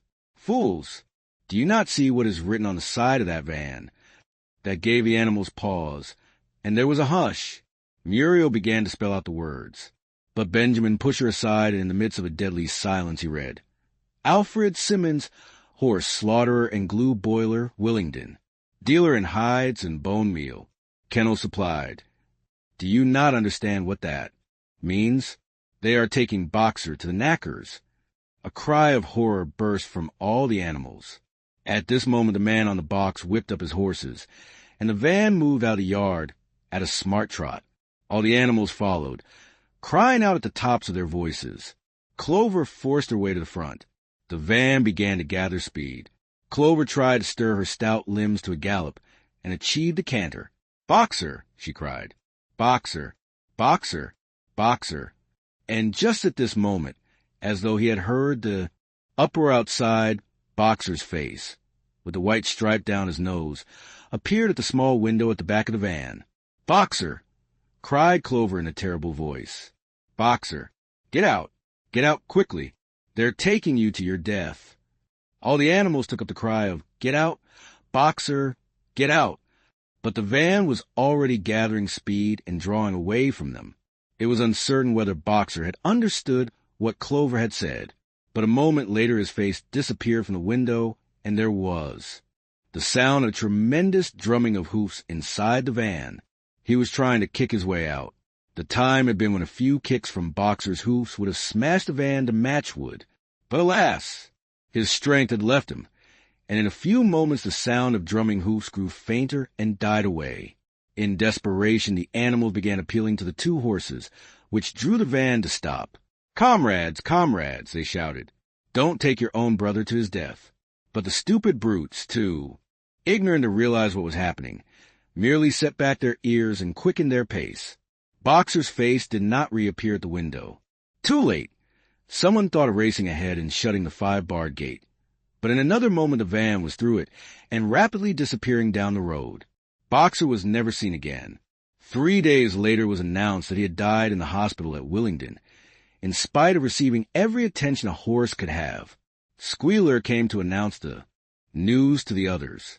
He had, he said, been present during Boxer's last hours. "It was the most affecting sight I have ever seen," said Squealer, lifting his trotter and wiping away a tear. "I was at his bedside at the very last, and at the end, almost too weak to speak, he whispered in my ear that his sole sorrow was to have passed on before the windmill was finished. 'Forward, comrades,' he whispered. 'Forward in the name of the rebellion. Long live Animal Farm. Long live Comrade Napoleon. Napoleon is always right.' Those were his very last words. Comrades!" Here Squealer's demeanor suddenly changed. He fell silent for a moment, and his little eyes darted suspicious glances from side to side before he proceeded. It had come to his knowledge, he said, that a foolish and wicked rumor had been circulated at the time of Boxer's removal. Some of the animals had noticed that the van which took Boxer away was marked Horse Slaughterer, and had actually jumped to the conclusion that Boxer was being sent to the knackers. It was almost unbelievable, said Squealer, that any animal could be so stupid. Surely, he cried indignantly, whisking his tail and skipping from side to side. Surely they knew their beloved leader, Comrade Napoleon, better than that? But the explanation was really very simple. The van had previously been the property of the knacker, and had been bought by the veterinary surgeon, who had not yet painted the old name out. That was how the mistake had arisen. The animals were enormously relieved to hear this. And when Squealer went on to give further graphic details of Boxer's deathbed, the admirable care he had received, and the expensive medicines for which Napoleon had paid without a thought as to the cost, their last doubts disappeared, and the sorrow that they felt for their comrade's death was tempered by the thought that at least he had died happy. Napoleon himself appeared at the meeting on the following Sunday morning and pronounced a short oration in Boxer's honor. It had not been possible, he said, to bring back their lamented comrade's remains for interment on the farm, but he had ordered a large wreath to be made from the laurels in the farmhouse garden and sent down to be placed on Boxer's grave. And in a few days' time the pigs intended to hold a memorial banquet in Boxer's honor. Napoleon ended his speech with a reminder of Boxer's two favorite maxims: "I will work harder," and "Comrade Napoleon is always right." Maxims, he said, which every animal would do well to adopt as his own. On the day appointed for the banquet, a grocer's van drove up from Willingdon and delivered a large wooden crate at the farmhouse. That night there was a sound of uproarious singing, which was followed by what sounded like a violent quarrel, and ended at about 11 o'clock with a tremendous crash of glass. No one stirred in the farmhouse before noon on the following day, and the word went round that from somewhere or other the pigs had acquired the money to buy themselves another case of whiskey. https://ebooks adelaide.edu/o/orwell/george/079/chapter9.html last updated Sunday, March 27th, 2016 at 11:58 Animal Farm, by George Orwell. Why Ears Passed. The seasons came and went, the short animal lives fled by. A time came when there was no one who remembered the old days before the rebellion, except Clover, Benjamin, Moses the raven, and a number of the pigs. Muriel was dead, Bluebell, Jessie, and Pincher were dead. Jones, too, was dead. He had died in an inebriate's home in another part of the country. Snowball was forgotten. Boxer was forgotten, except by the few who had known him. Clover was an old stout mare now, stiff in the joints and with a tendency to rheumy eyes. She was 2 years past her retiring age, but in fact no animal had ever actually retired. The talk of setting aside a corner of the pasture for superannuated animals had long since been dropped. Napoleon was now a mature boar of 24 stone. Squealer was so fat that he could with difficulty see out his eyes. Only old Benjamin was much the same as ever, except for being a little grayer about the muzzle, and, since Boxer's death, more morose and taciturn than ever. There were many more creatures on the farm now, though the increase was not so great as had been expected in earlier years. Many animals had been born to whom the rebellion was only a dim tradition, passed on by word of mouth, and others had been bought who had never heard mention of such a thing before their arrival. The farm possessed 3 horses now besides Clover. They were fine upstanding beasts, willing workers and good comrades, but very stupid. None of them proved able to learn the alphabet beyond the letter B. They accepted everything that they were told about the rebellion and the principles of animalism, especially from Clover, for whom they had an almost filial respect, but it was doubtful whether they understood very much of it. Chapter 10. The farm was more prosperous now and better organized. It had even been enlarged by 2 fields which had been bought from Mr. Pilkington. The windmill had been successfully completed at last, and the farm possessed a threshing machine and a hay elevator of its own, and various new buildings had been added to it. Whymper had bought himself a dog-cart. The windmill, however, had not after all been used for generating electrical power. It was used for milling corn and brought in a handsome money profit. The animals were hard at work building yet another windmill. When that one was finished, so it was said, the dynamos would be installed. But the luxuries of which Snowball had once taught the animals to dream, the stalls with electric light and hot and cold water, and the 3-day week, were no longer talked about. Napoleon had denounced such ideas as contrary to the spirit of animalism. The truest happiness, he said, lay in working hard and living frugally. Somehow, it seemed as though the farm had grown richer, without making the animals themselves any richer except, of course, for the pigs and the dogs. Perhaps this was partly because there were so many pigs and so many dogs. It was not that these creatures did not work after their fashion.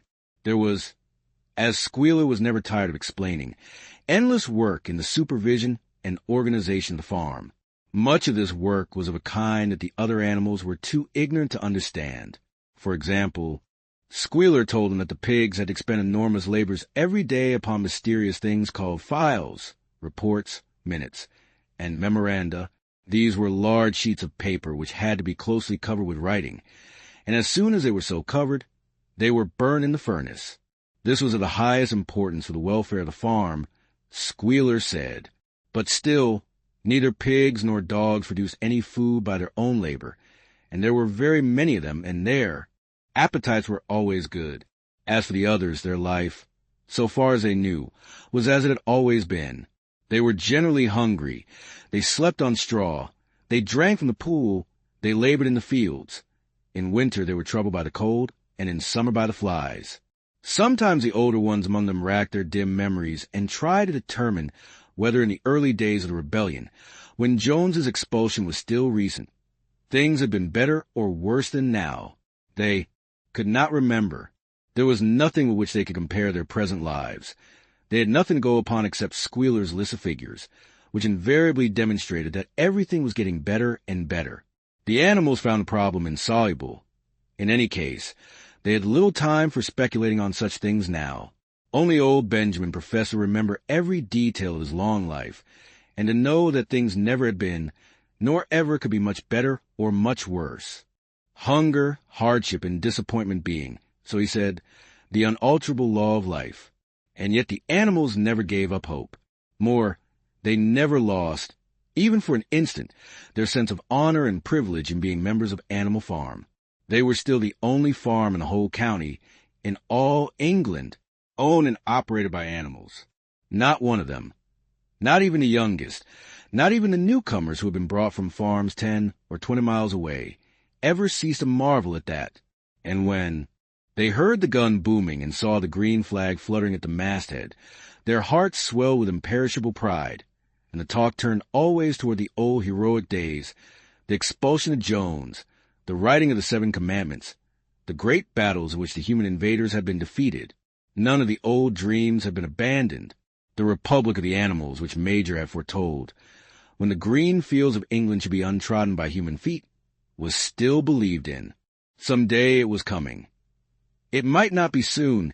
It might not be within the lifetime of any animal now living, but still was coming. Even the tuna beasts of England was perhaps hummed secretly here and there. At any rate, it was a fact that every animal on the farm knew it, though no one would have dared to sing it aloud. It might be that their lives were hard and that not all their hopes had been fulfilled, but they were conscious that they were not as other animals. If they went hungry, it was not from feeding tyrannical human beings. If they worked hard, at least they worked for themselves. No creature among them went upon 2 legs. No creature called any other creature master.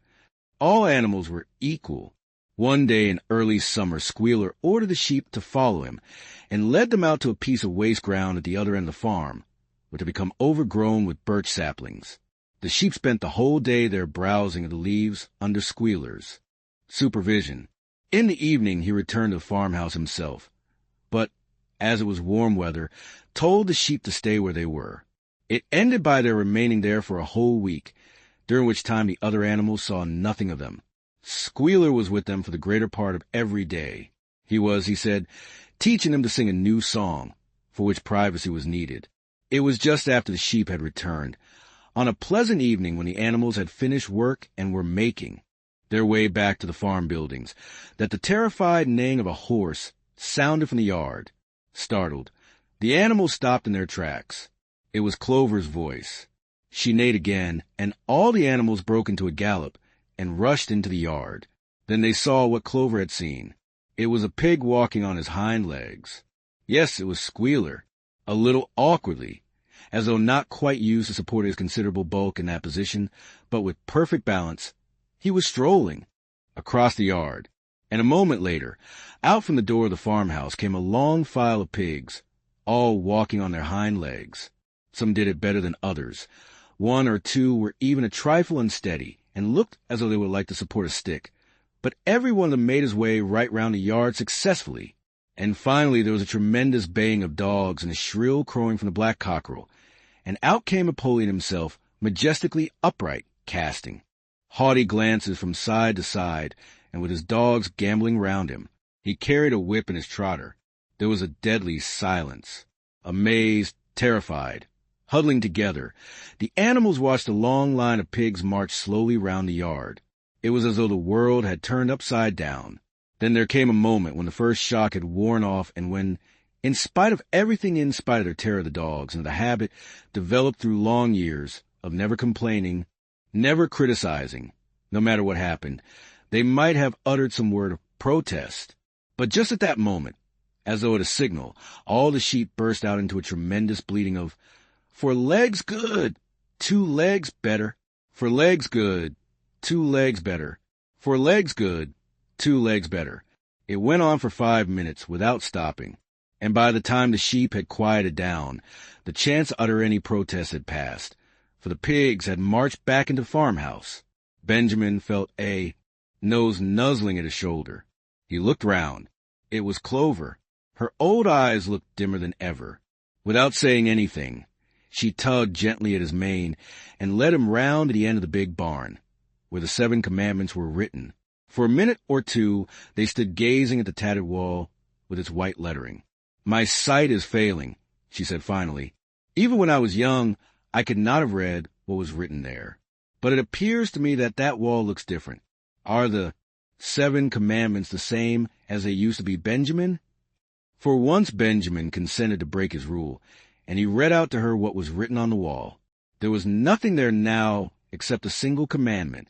It ran, "After that it did not seem strange when next day the pigs who were supervising the work of the farm all carried whips in their trotters. It did not seem strange to learn that the pigs had bought themselves a wireless set, were arranging to install a telephone, and had taken out subscriptions to John Bull, Titbits, and the Daily Mirror. It did not seem strange when Napoleon was seen strolling in the farmhouse garden with a pipe in his mouth. No, not even when the pigs took Mr. Jones's clothes out of the wardrobes and put them on, Napoleon himself appearing in a black coat, rat-catcher breeches, and leather leggings, while his favorite sow appeared in the watered silk dress which Mrs. Jones had been used to wearing on Sundays. A week later, in the afternoon, a number of dog carts drove up to the farm. A deputation of neighboring farmers had been invited to make a tour of inspection. They were shown all over the farm, and expressed great admiration for everything they saw, especially the windmill. The animals were weeding the turnip field. They worked diligently, hardly raising their faces from the ground, and not knowing whether to be more frightened of the pigs or the human visitors. That evening loud laughter and bursts of singing came from the farmhouse, and suddenly, at the sound of the mingled voices, the animals were stricken with curiosity. What could be happening in there, now that for the first time animals and human beings were meeting on terms of equality? With one accord they began to creep as quietly as possible into the farmhouse garden. All animals are equal, but some animals are more equal than others. At the gate they paused, half frightened to go on, but Clover led the way in. They tiptoed up to the house, and such animals as were tall enough peered in at the dining-room window. There, round the long table, sat 6 farmers and 6 of the more eminent pigs, Napoleon himself occupying the seat of honor at the head of the table. The pigs appeared completely at ease in their chairs. The company had been enjoying a game of cards, but had broken off a moment, evidently in order to drink a toast. A large jug was circulating, and the mugs were being refilled with beer. No one noticed the wondering faces of the animals that gazed in at the window. Mr. Pilkington of Foxwood had stood up, his mug in his hand. In a moment, he said, he would ask the present company to drink a toast. But before doing so, there were a few words that he felt it incumbent upon him to say. It was a source of great satisfaction to him, he said, and he was sure, to all others present, to feel that a long period of mistrust and misunderstanding had now come to an end. There had been a time, not that he or any of the present company had shared such sentiments, but there had been a time when the respected proprietors of Animal Farm had been regarded, he would not say with hostility, but perhaps with a certain measure of misgiving by their human neighbors. Unfortunate incidents had occurred. Mistaken ideas had been current. It had been felt that the existence of a farm owned and operated by pigs was somehow abnormal, and was liable to have an unsettling effect in the neighborhood. 2. Many farmers had assumed, without due inquiry, that on such a farm a spirit of license and indiscipline would prevail. They had been nervous about the effect upon their own animals, or even upon their human employees. But all such doubts were now dispelled. Today he and his friends had visited Animal Farm and inspected every inch of it with their own eyes. And what did they find? Not only the most up-to-date methods, but a discipline and an orderliness which should be an example to all farmers. Everywhere. He believed that he was right in saying that the lower animals on Animal Farm did more work and received less food than any animals in the county. Indeed, he and his fellow visitors today had observed many features which they intended to introduce on their own farms immediately. He would end his remarks, he said, by emphasizing once again the friendly feelings that subsisted and ought to subsist between Animal Farm and its neighbors. Between pigs and human beings there was not, and there need not be, any clash of interests whatever. Their struggles and their difficulties were one. Was not the labor problem the same everywhere? Here became apparent that Mr. Pilkington was about to spring some carefully prepared witticism on the company, but for a moment he was too overcome by amusement to be able to utter it.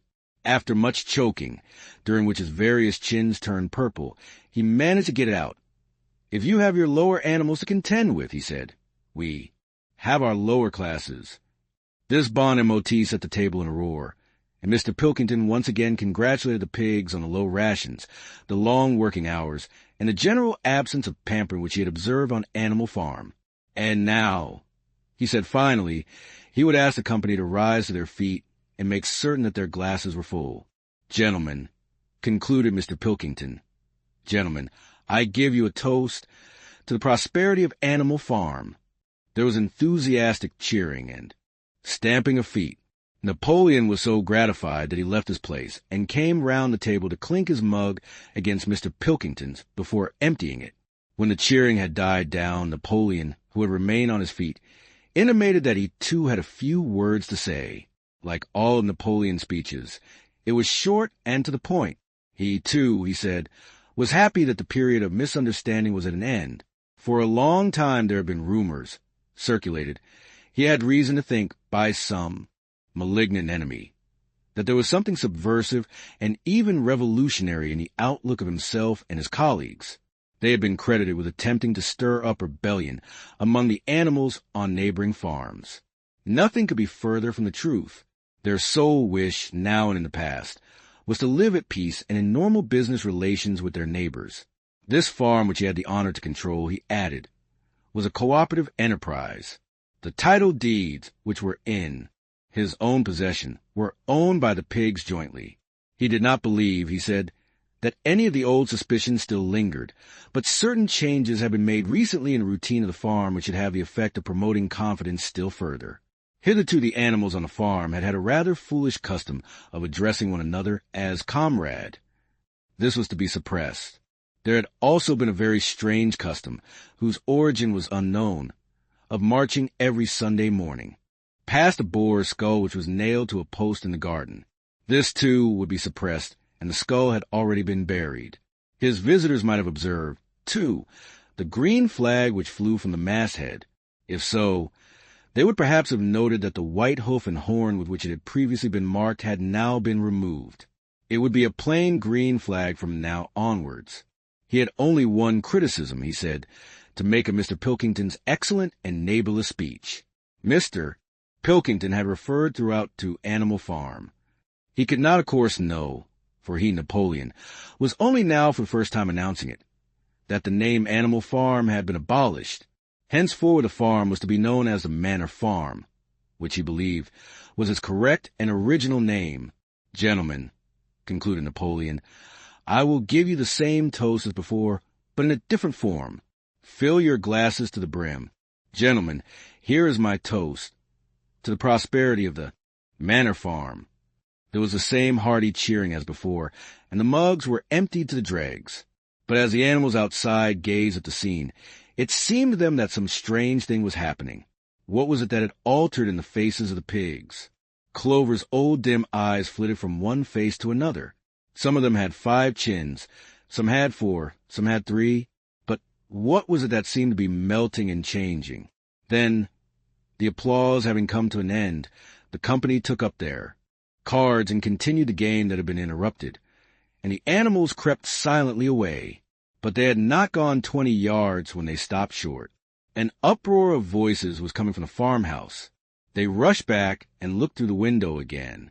Yes, a violent quarrel was in progress. There were shoutings, bangings on the table, sharp, suspicious glances, furious denials. The source of the trouble appeared to be that Napoleon and Mr. Pilkington had each played an ace of spades. Simultaneously, 12 voices were shouting in anger, and they were all alike. No question. Now, what happened to the faces of the pigs? The creatures outside looked from pig to man, and from man to pig, and from pig to man again. But already it was impossible to say which was which. This is where the story ends. We'll meet again with a new story. Stay connected.